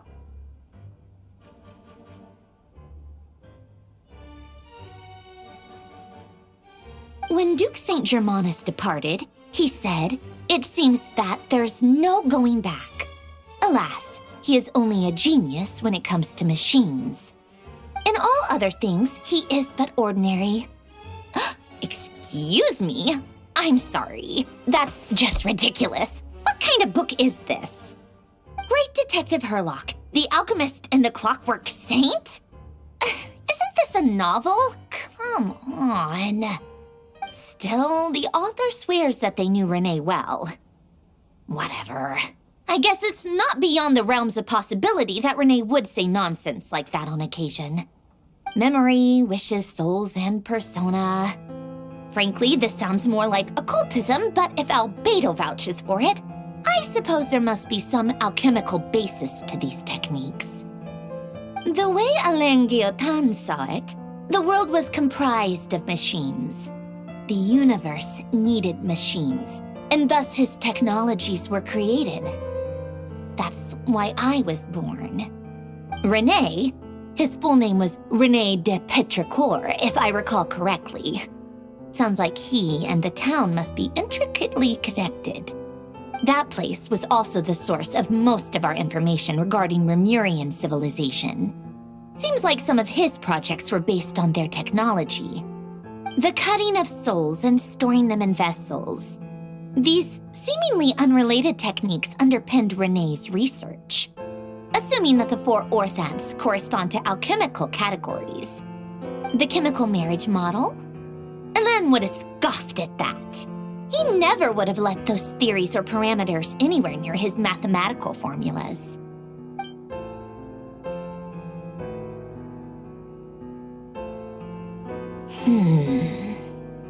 What was Alain's view on René? I know he mentioned the name, albeit very rarely. Oh, now I remember. Alain's old notes are here too. They mentioned René once. René seemed most out of sorts when he spoke to me. A lack of sweet foods has dulled his mind, I should think. Either way, his words are not to be believed.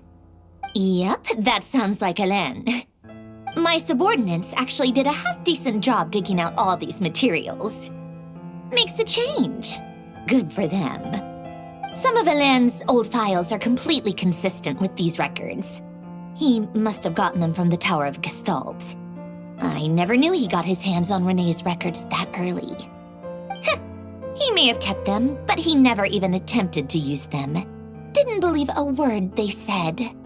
Come to think of it, René's world formula was filled with calculations of constants. That shows he believed that the fate of the world to be predetermined. As for Alain, it's been too long. I forget what he said. What would he have said? A guy like him, fervent believer in machines, but not headstrong enough. The world can be changed. It is worth persevering. Yes, that's how he used to think at least. He created that procedure to save this world. Yet the scale of the world's fate proved too enormous. The result was beyond his ability to calculate. He died having never seen the outcome. And there I was, left behind in the ashes of his dreams. Did you really never take a close look at René's research? Or did you read it but deem his philosophy incompatible with your model? The very thought of trying to incorporate his ideas probably made you feel sick to the stomach. Well, don't worry, because there's a whole new category of lunatic in town. Next to Dottore, every other madman looks sane. You once asked me what I wished for. Should have asked him instead. He's the one pining for things you'd sooner die than witness.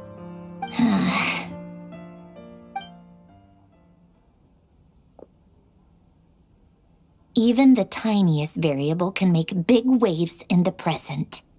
Now then, allow me to put these incompatible fragments together in your stead. First, establish and verify the existence of the Great Circle. Absolute nihil on one end, absolute reality on the other. Now, search between these two extremes.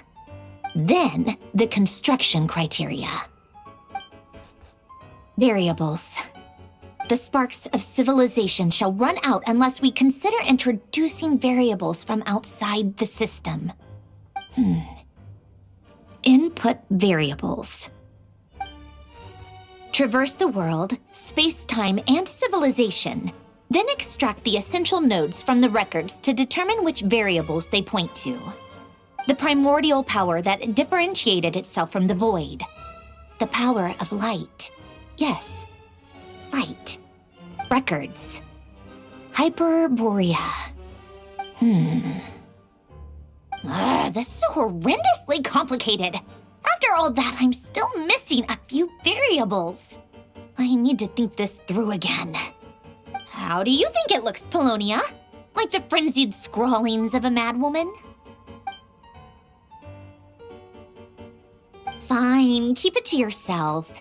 It's not like you can talk anyway. I'll assume you gave it a passing grade. I jest. But true madness does often start with trying to save the world. What would Arlecchino and Columbina think if they saw this incomprehensible hen scratch? They'd probably have me institutionalized. So would Rosaline. She's been dead for a while now. When I close my eyes and think back, I can still see her face. And that enormous dress she used to wear. Such a bizarre choice. What possessed her? Oh, and the clack-clack of those heels used to drive me insane. No one's asking me, obviously, but I hope you all know that I never wanted to save the world. I'm not crazy. I don't have delusional ambitions, and that's a clinical fact. The world needs a solution, but I don't need the world's validation. It's the world begging me for answers, not the other way around.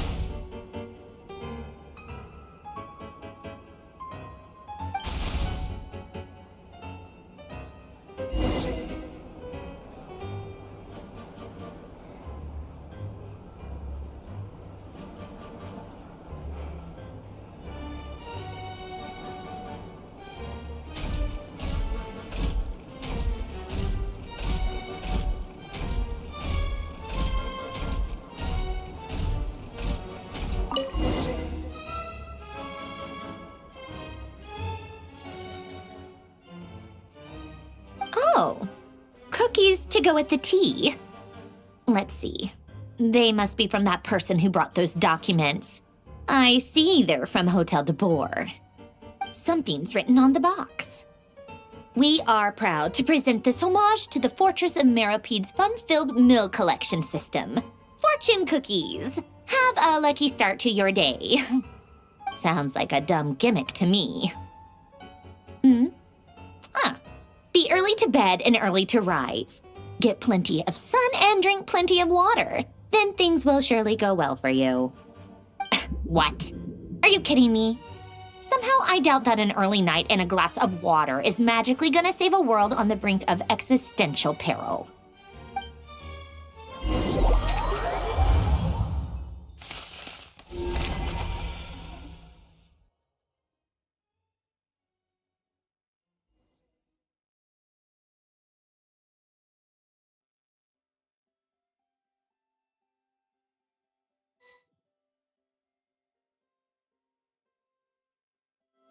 Lady Arlecchino, word has reached us that Lady Marionette's troops are all in position. They are ready to act as soon as the order is given. Excellent. The only thing is, they are fewer in number than we expected. It looks like many of them must have lost their lives at the hand of the monsters released by the Doctor. Can't be helped. Allow them to join our ranks and keep in contact. As you wish.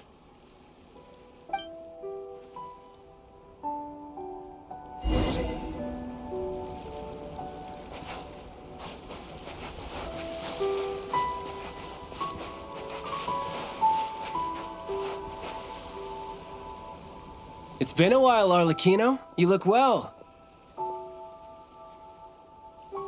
Did Dottore really have to build his lab right on the sole path between Snezhnaya and Nodkrai? Had to go on a huge detour to stay out of its line of sight. Sounds like an arduous journey. I assume you've brought word from Her Majesty? Of course, all part of the job. Firstly, the Tsaritsa has authorized Fatui Internal Affairs to review Dottore's case.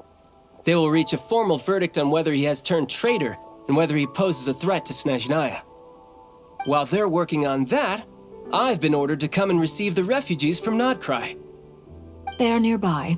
My team will escort you to them shortly. Great. Aside from that, Her Majesty has a message for you and Sandrone personally. Huh? Where is Sandrone? She stayed behind to work since I was making the trip anyway. It seemed sensible to have one person on standby at base while the other came out to meet you. All right, guess that's just how she rolls. In that case, tell her that the Tsaritsa's decree this time is pretty awesome sounding. I think she'll like this one. Still, I wonder what... Wait, what's that? Did one of our troops turn into a monster? Take him out.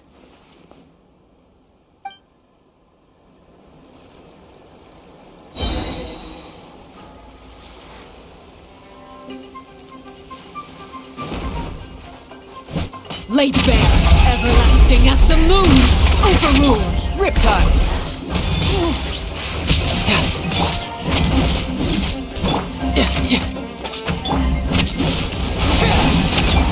You've gotten stronger, Arlecchino. Nice. Stop that right now. I appreciate the praise, but I'm not fighting you today. I knew it.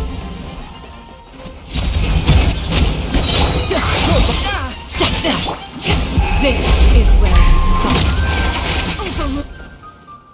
I can't believe it. He was a living, breathing human one moment, and the next? Another fine piece of work by our dear colleague, I'm afraid. What in the world has been going on in Nodkrai? A lot. But long story short, Dottore stole 2 moon marrows that should have belonged to Columbina, then built a 3rd moon marrow of his own to concentrate the Trilunar Authority in his hands. What? What do you mean he built a moon marrow? People build roads and houses, not moon marrows.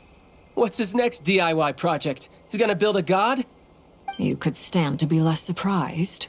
We are harbingers. The work we are engaged in makes the creation of gods seem mundane by comparison.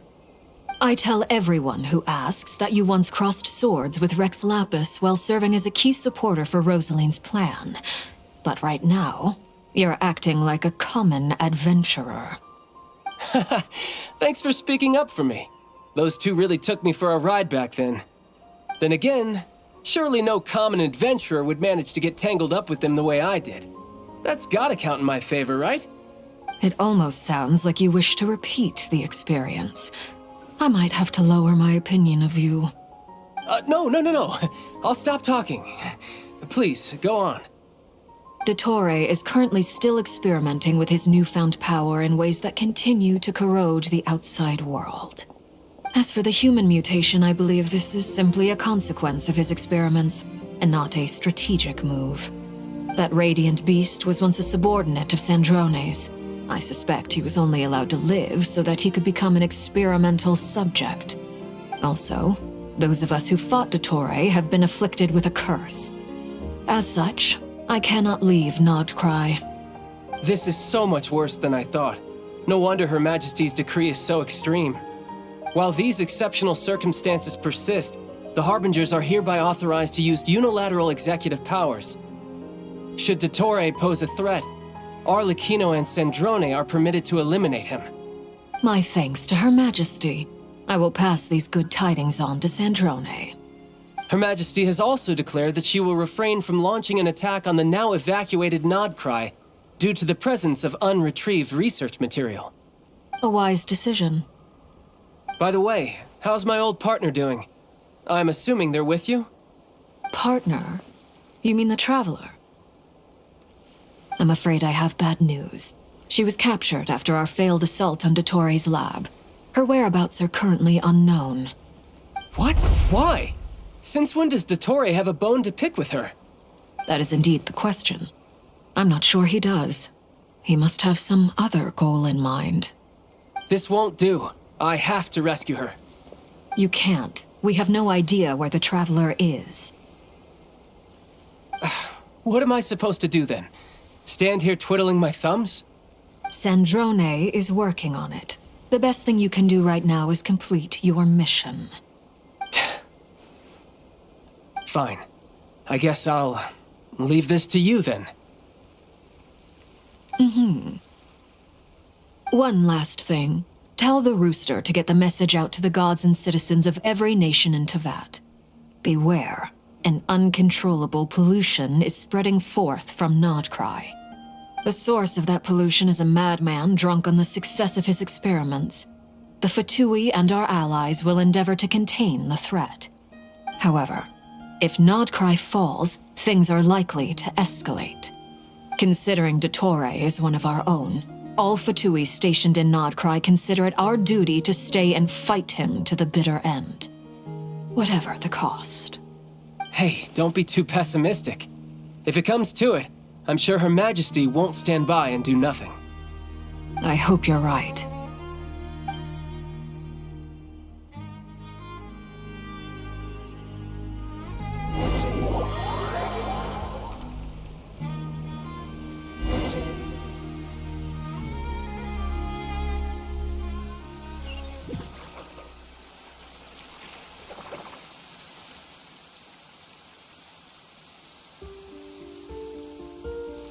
You're right on time. Thanks. Hey, do you think I'll get that gliding exam exemption? I made sure I was on my best behavior in Mondstadt.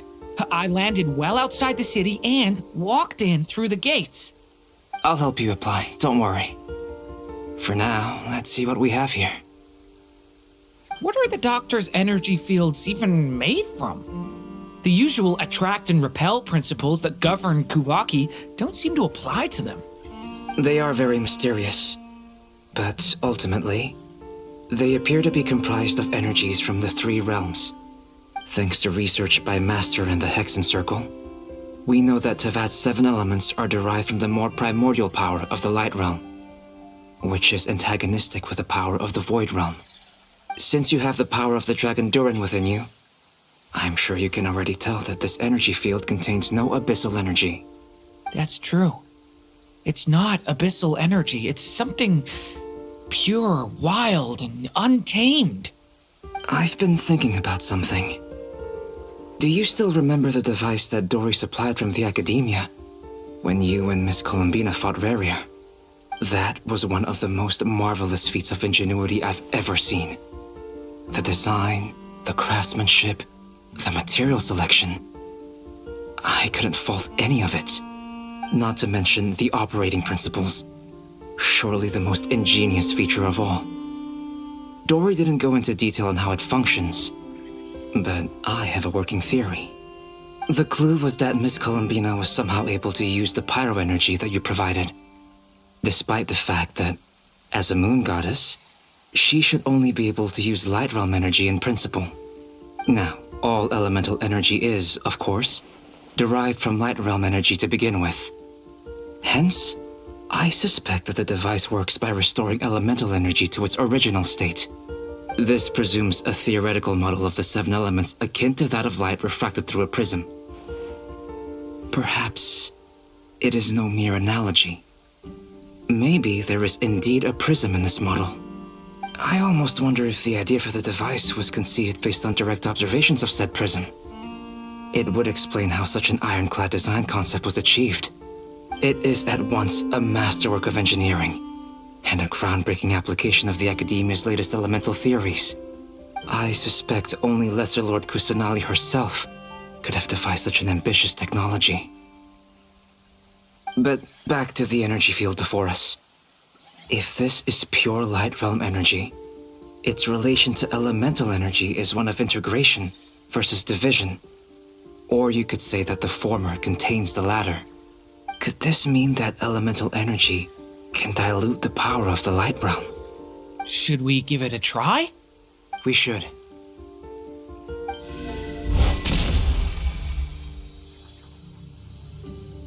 Ha!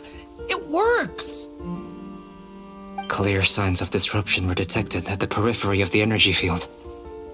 This indicates that elemental energy can disturb or even negate the field. Now you try. All right, here goes. It's working! Switch to abyssal energy and attack again. No surprises there. Abyssal power drains the energy field to a significantly greater extent. I now feel confident in asserting that the energy field is indeed pure light realm energy, and that elemental energy can dilute it. But the energy field is huge. How much elemental energy will it take to neutralize it? We don't have to neutralize it completely. We can try other approaches. That's all for theory. Would you like to continue watching? So you knew I was here. Huh? When did you get here? A while ago. But Albedo sounded like he was working on his thesis defense back there. Back in Sumeru. You can end a person's whole career by interrupting them mid-speech. Very thoughtful of you. I'm truly touched.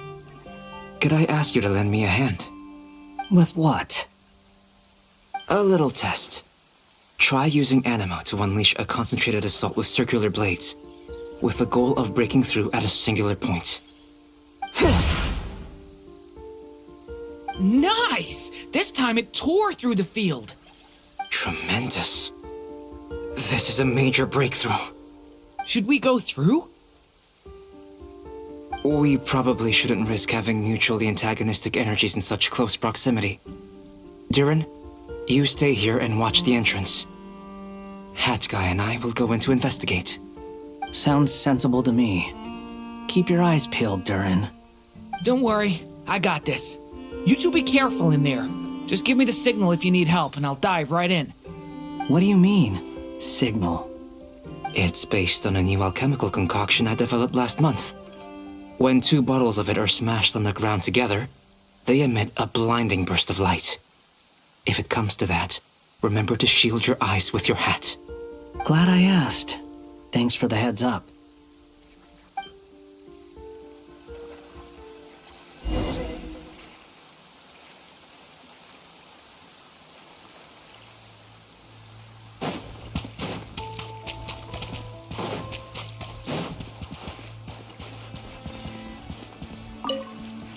Like I thought. Beyond a certain distance, we can't see the opening where we came in. Maybe that's to prevent people from escaping. Sounds like Dottore style to me. Not much has changed. Things are basically the same here as they were before the energy field appeared.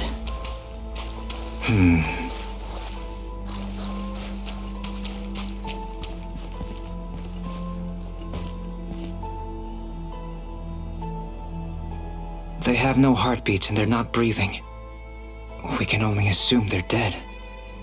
But there are no visible wounds. Also, there's an animal squatting next to each body. It's watching us. That's not an animal's gaze. What are you trying to tell us? Doesn't seem eager to talk. I guess maybe it's just an animal after all. Let's keep looking around.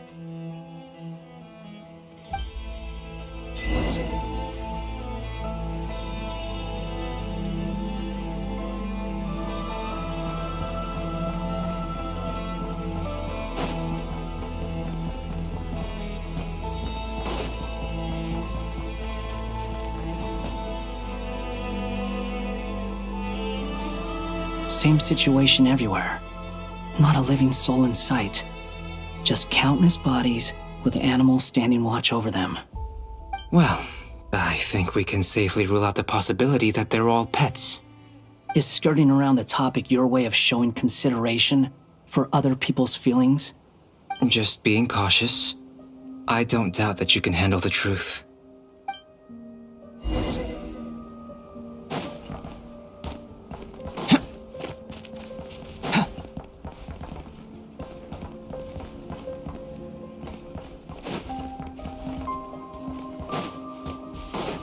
Careful. Please, help us.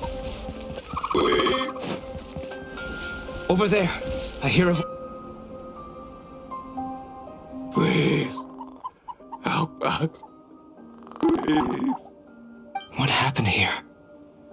I don't know. Suddenly, everyone collapsed. Then my line of sight got lower. I still have some of my senses left. I gotta get out of here.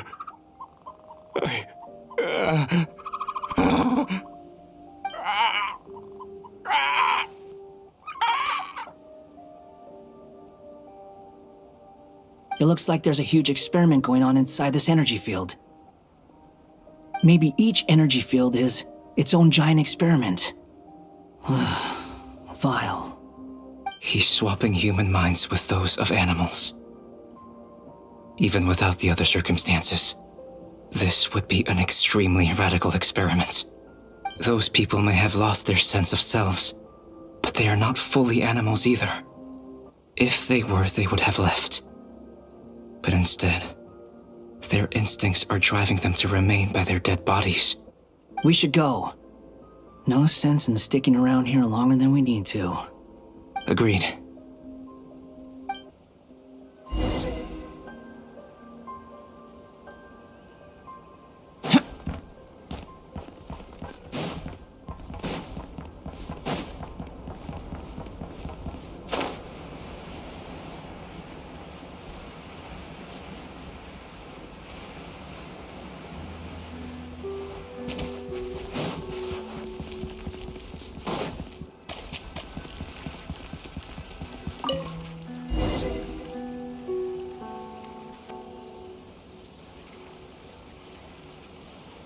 You're back! Everything okay?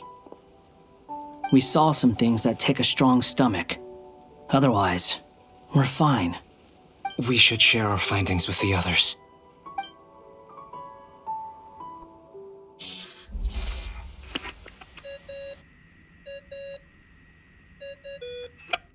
Yes? Who is it? Miss Nefer, it's me, Albedo. We found a way to break through the energy fields. With enough control, it's possible to tear them open using elemental energy. Also, we managed to take a look inside. Dottore is carrying out his cruel experiments on an immense scale. Any residents who have failed to evacuate in time will likely meet a grisly end. Sounds like he's living down to our expectations. Might I ask how things are proceeding on your end? I'm just about to get started. I'll be in touch once I have a result. Understood. Stay safe. I will.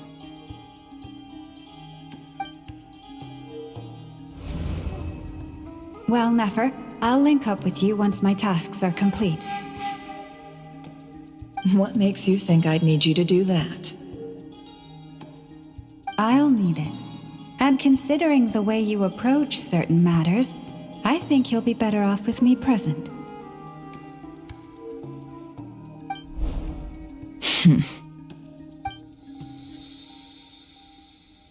Let's begin. Entering simulation mode. A vast wasteland. Is this the Traveler's inner world? I was expecting something more vibrant, to be honest. Wait, someone's there. What are you looking at? In that case, I'll look at it with you. I want to know all about everything you've seen and experienced. Is there somewhere I should return to? Or should I stay here and be the hero everyone says I am? I don't dislike my current life. Roaming the land, fighting battles, accomplishing missions, earning a living, looking after Paimon. It's not so bad. I guess the only thing that's missing is that you're not here with me. This is the conscious layer, which contains a person's true feelings. It is filled with both longing and kindness. I suppose anyone who lives long enough ends up wishing for someone who can't be there. Maybe it's the only way we can feel truly alive. Time to delve a little deeper.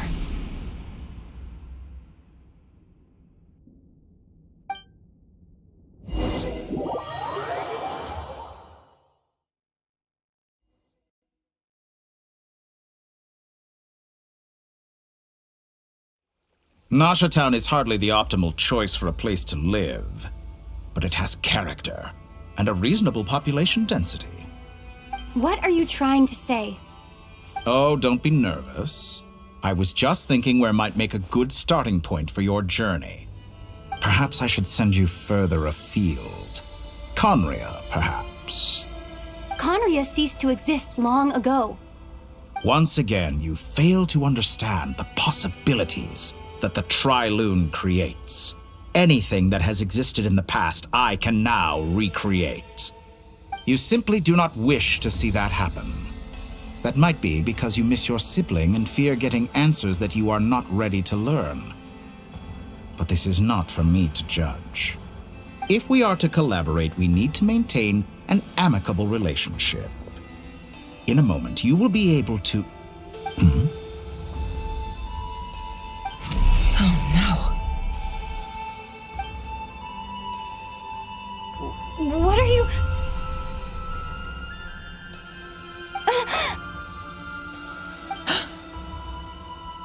What are you gonna do? Don't move. Something unwanted has crept into... Oh? Gone as quickly as it came.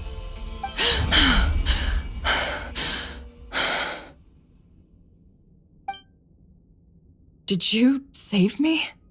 If I hadn't cut the connection, Dottore might have caught you from the other side and destroyed you. This was a good idea, but once is plenty. You were exceptionally brave. Excellent work. Thanks, but now's not the time for that.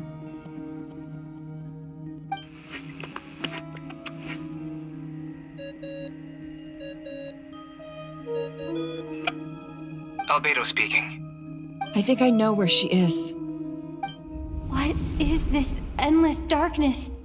I can't see anything, even though my eyes are wide open. But why? What happened? Ah, sorry about that. I take it you didn't notice. Just now, a friend of yours took a little peek into your mind. Could it be Nefer? How did she do it? Did she use something as a medium to connect to me? Do you think she's aware of your current circumstances?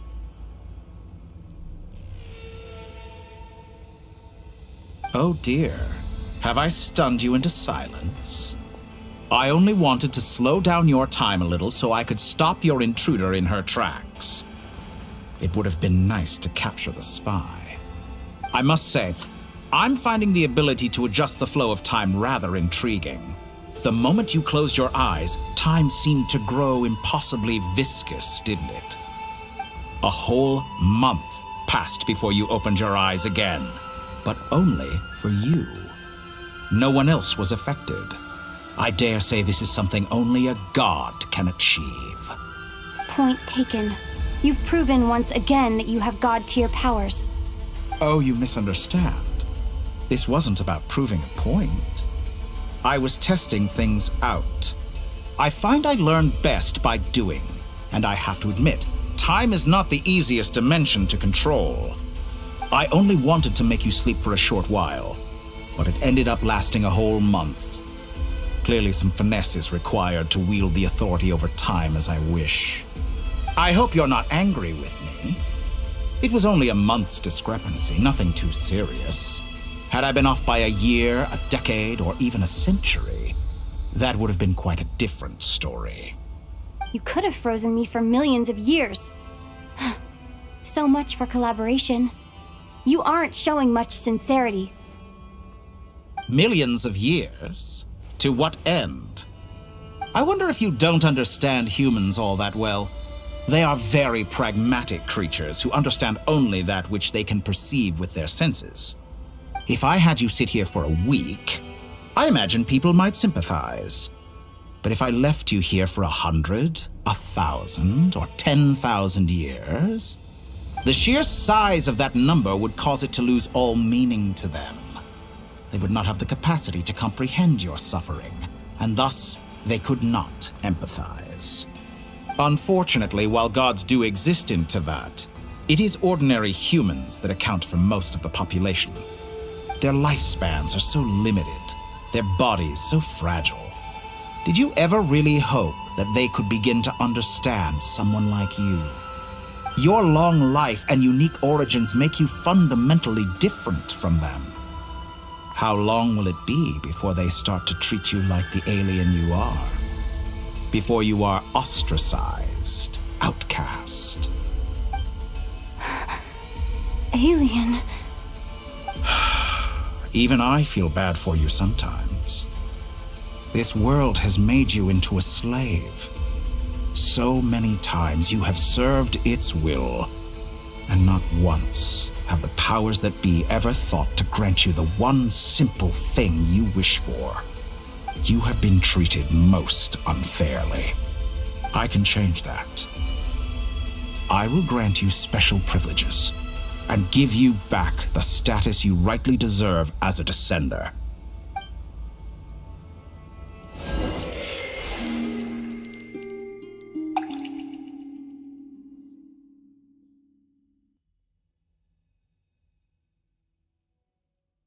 I've entered the past 3 times at this point, but I still have so many questions.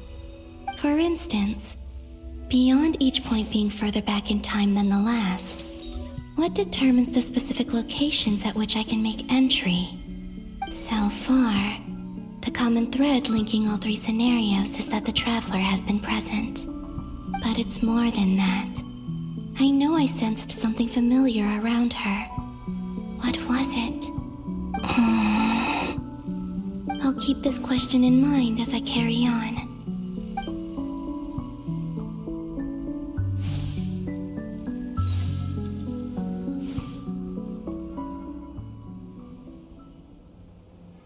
Humans, you never change. Always trying to use powers you neither comprehend nor control. This looks like Star Sand Shoal. Was this before Rerir regained his physical form?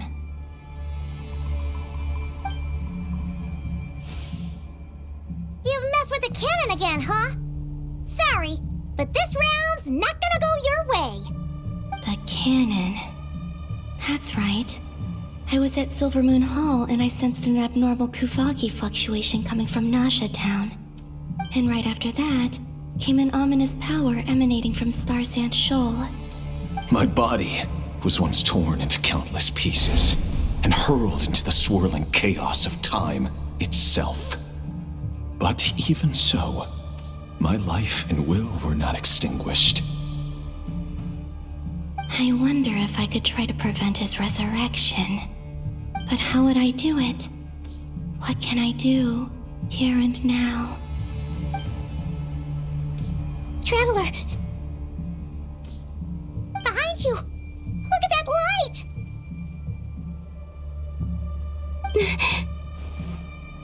No, I won't make it in time. She's using the Kuvaki shield like I taught her. Is she gonna use it to block the cannon's beam? She's strong. I'm sure she can manage. But the force released when the beam impacts the shield might lead to collateral damage.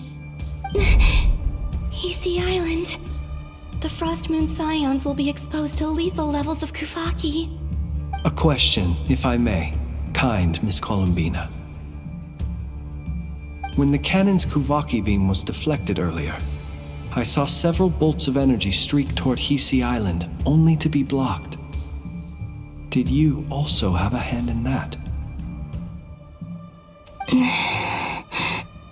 Maybe that really was me after all. Well, future me. But I don't know if I have enough power left. Siki sato pasa sais, niti ipotuftos. There's no time.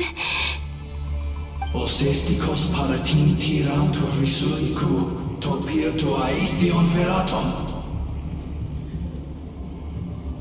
I have to make it. Oh, Frost Moon. Oh, great land. Oh, slumbering moonlight of Notcry. If you can hear me, if you can sense my call, then please, heed me once more!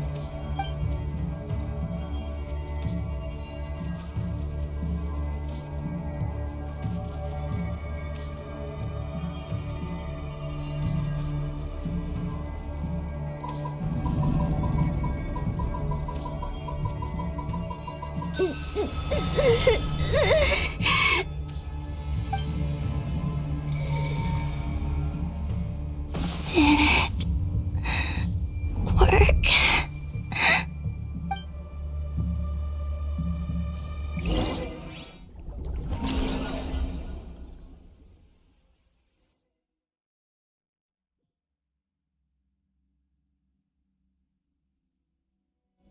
Hey, wake up. Hey, did you hear me? Columbina, I said wake up now! Oh, good morning, Sandrone. It's 3 in the afternoon, actually. And could you kindly not use my quarters as your personal nap room next time? But I feel so safe here. And your coffee, right? It's so bitter, but it smells lovely. It's like you were raised by wolves in a forest or something. What did you drink growing up? Grass tea? The Frost Moon Scions certainly led a more frugal existence than the Fatui. Then I'll bet you've never eaten one of these before. It smells delicious. That's because it's a Fontanian recipe. I had a little free time today, so I made a batch. Rosaline will be here shortly, but if you really can't wait, I guess you can go ahead and... Hey, at least let me finish before you start eating! Did the Frost Moon Scions not teach you basic table manners? Or did the rules not apply to you because you're the high and mighty moon goddess? These are so tasty. Of course they are. I made them. I was worried they might contain traces of machine oil. What?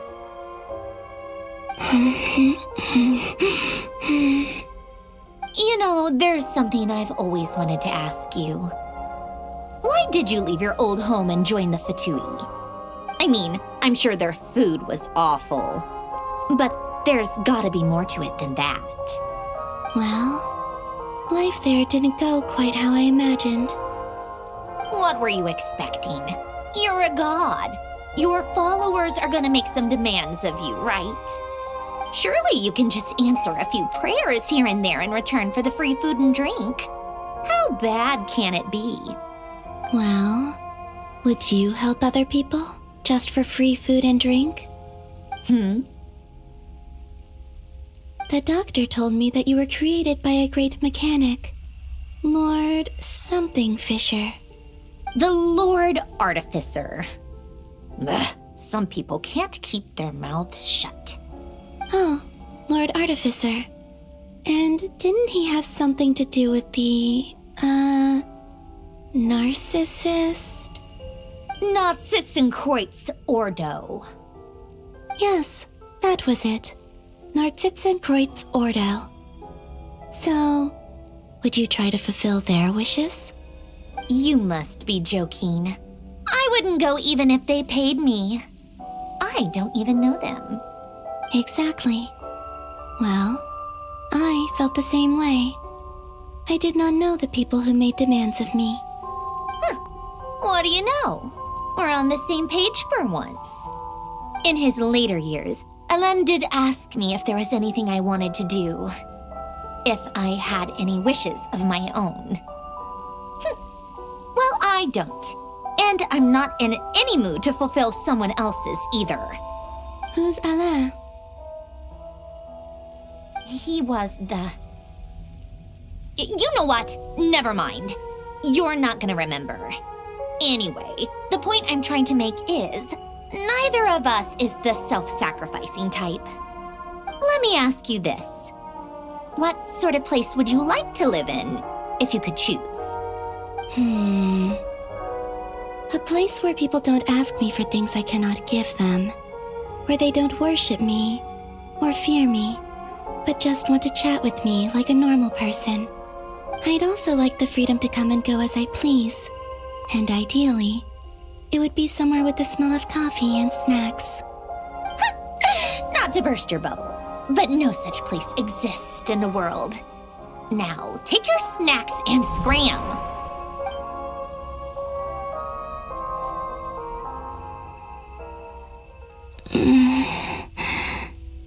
Did I pass out? Of course. I'm back here again.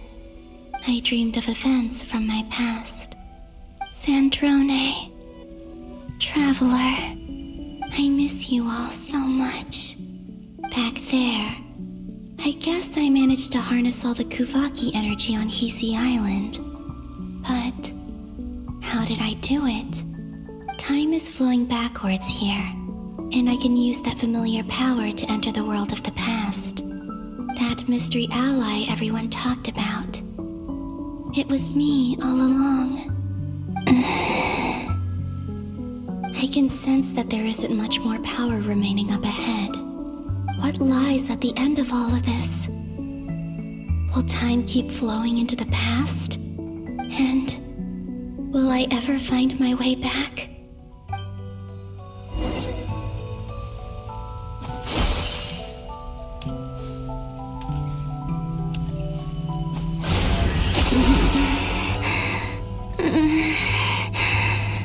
It's getting harder and harder to use my power.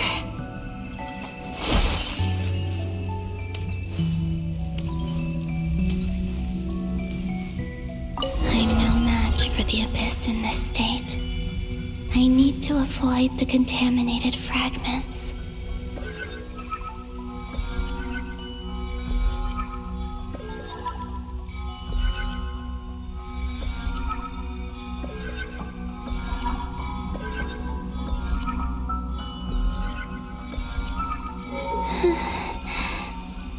Time to go. I wonder where I'll find myself this time.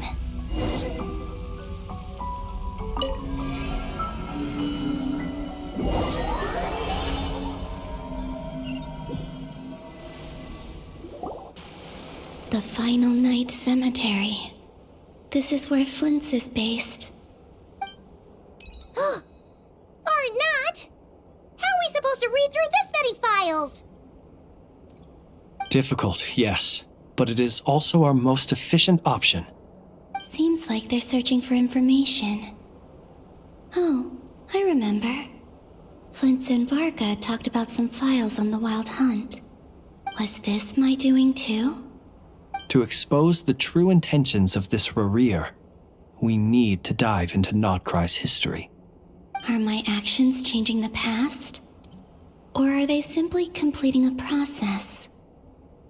Is all of this inevitable? Or am I the one making these decisions? If I choose not to help them now, will it change how things turn out? Hope we don't land on our heads then. They're my friends. I can't not help them.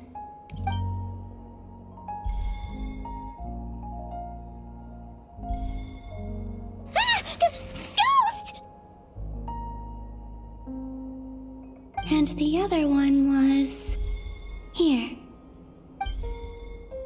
Hey! Another file's moving!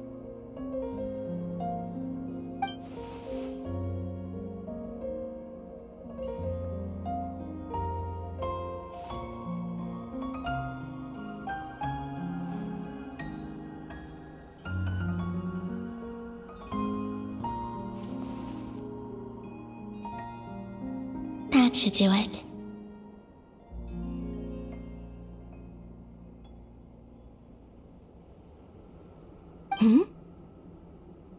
Luanatar? You can sense my presence? Wait!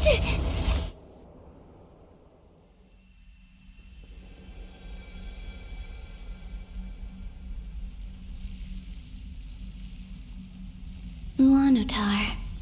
So she's that familiar presence I've been sensing all along. She's always been by the Traveler's side.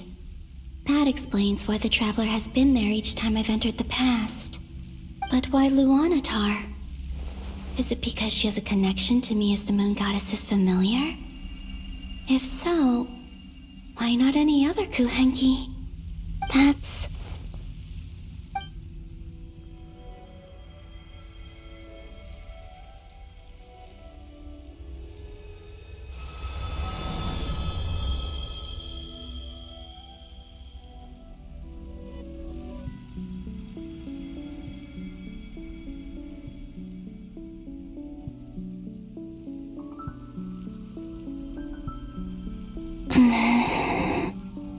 I cannot sense any power up ahead. Just a void, stretching out into infinity. This is likely my final chance to enter the past. It's now or never. I have to find a way back.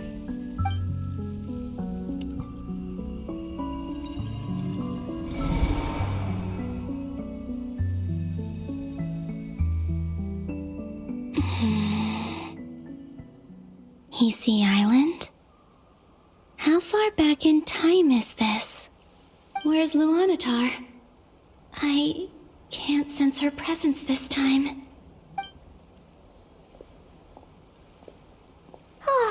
Seeing Enefa and Aino reunited like that sure was heartwarming. Traveler, Paimon. No, stay calm. I don't have much power left to change things. I don't even have that much time left here. Think, Columbina. How do I find a way back? A way back... to where? Do I go back to Moonprayer Night? Or to the future that followed? And if I return in my current state, what will become of me then? Dottoro's actions that day proved that he'd been planning that for a long time. He had already seized the power of 2 moon marrows before capturing me. Even if I manage to get back, how can I fight against him when he wields the Tri-Lune Authority? I can't. If I go back like this, I'll be playing right into his hands. I have to find some way of rivaling the power he has usurped. Wait. Time flowing backwards. The Tri-Lune Authority. Does that mean... I think I know what the final destination of this lunar reflection might be. I know what I must do. Speaking of homes, we must already be close to where the Frost Moon Scions live. The vibe here feels different, just like the scenery. But how do I communicate my plan to my friends? Should I write it down here?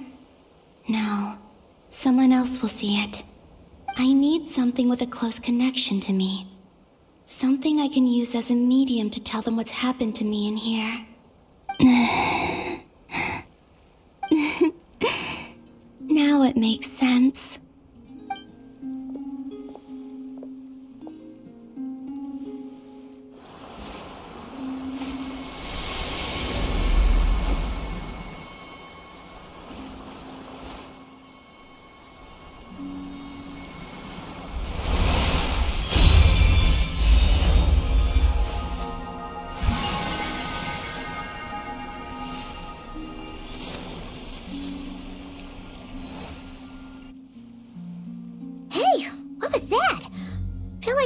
Sort of breeze blew by, and then the petals suddenly turned into... Huh? It was I who brought Luanatar into being. I gave up a piece of my own soul to create her. That's why I could sense a familiar power from the moment I entered this space. It also explains why she's been present in every past location that I've entered. Because we have a deep connection. Hey there! What's your name?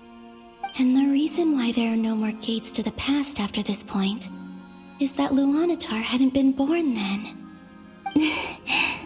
No wonder I sensed the trace of a blessing when we first met. But I still didn't recognize the soul hidden within you. Back then, I was just a little lost dove. I had yet to become Columbina Hyposelenia. Go on now. We've got stuff to do.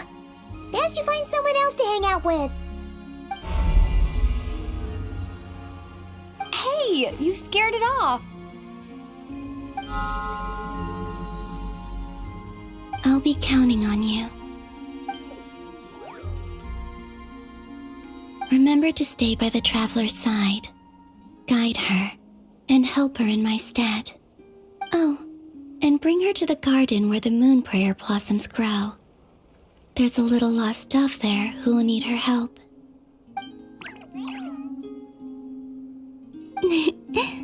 Go on.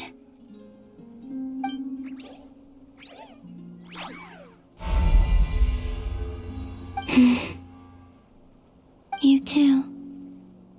Go and live your story. As for mine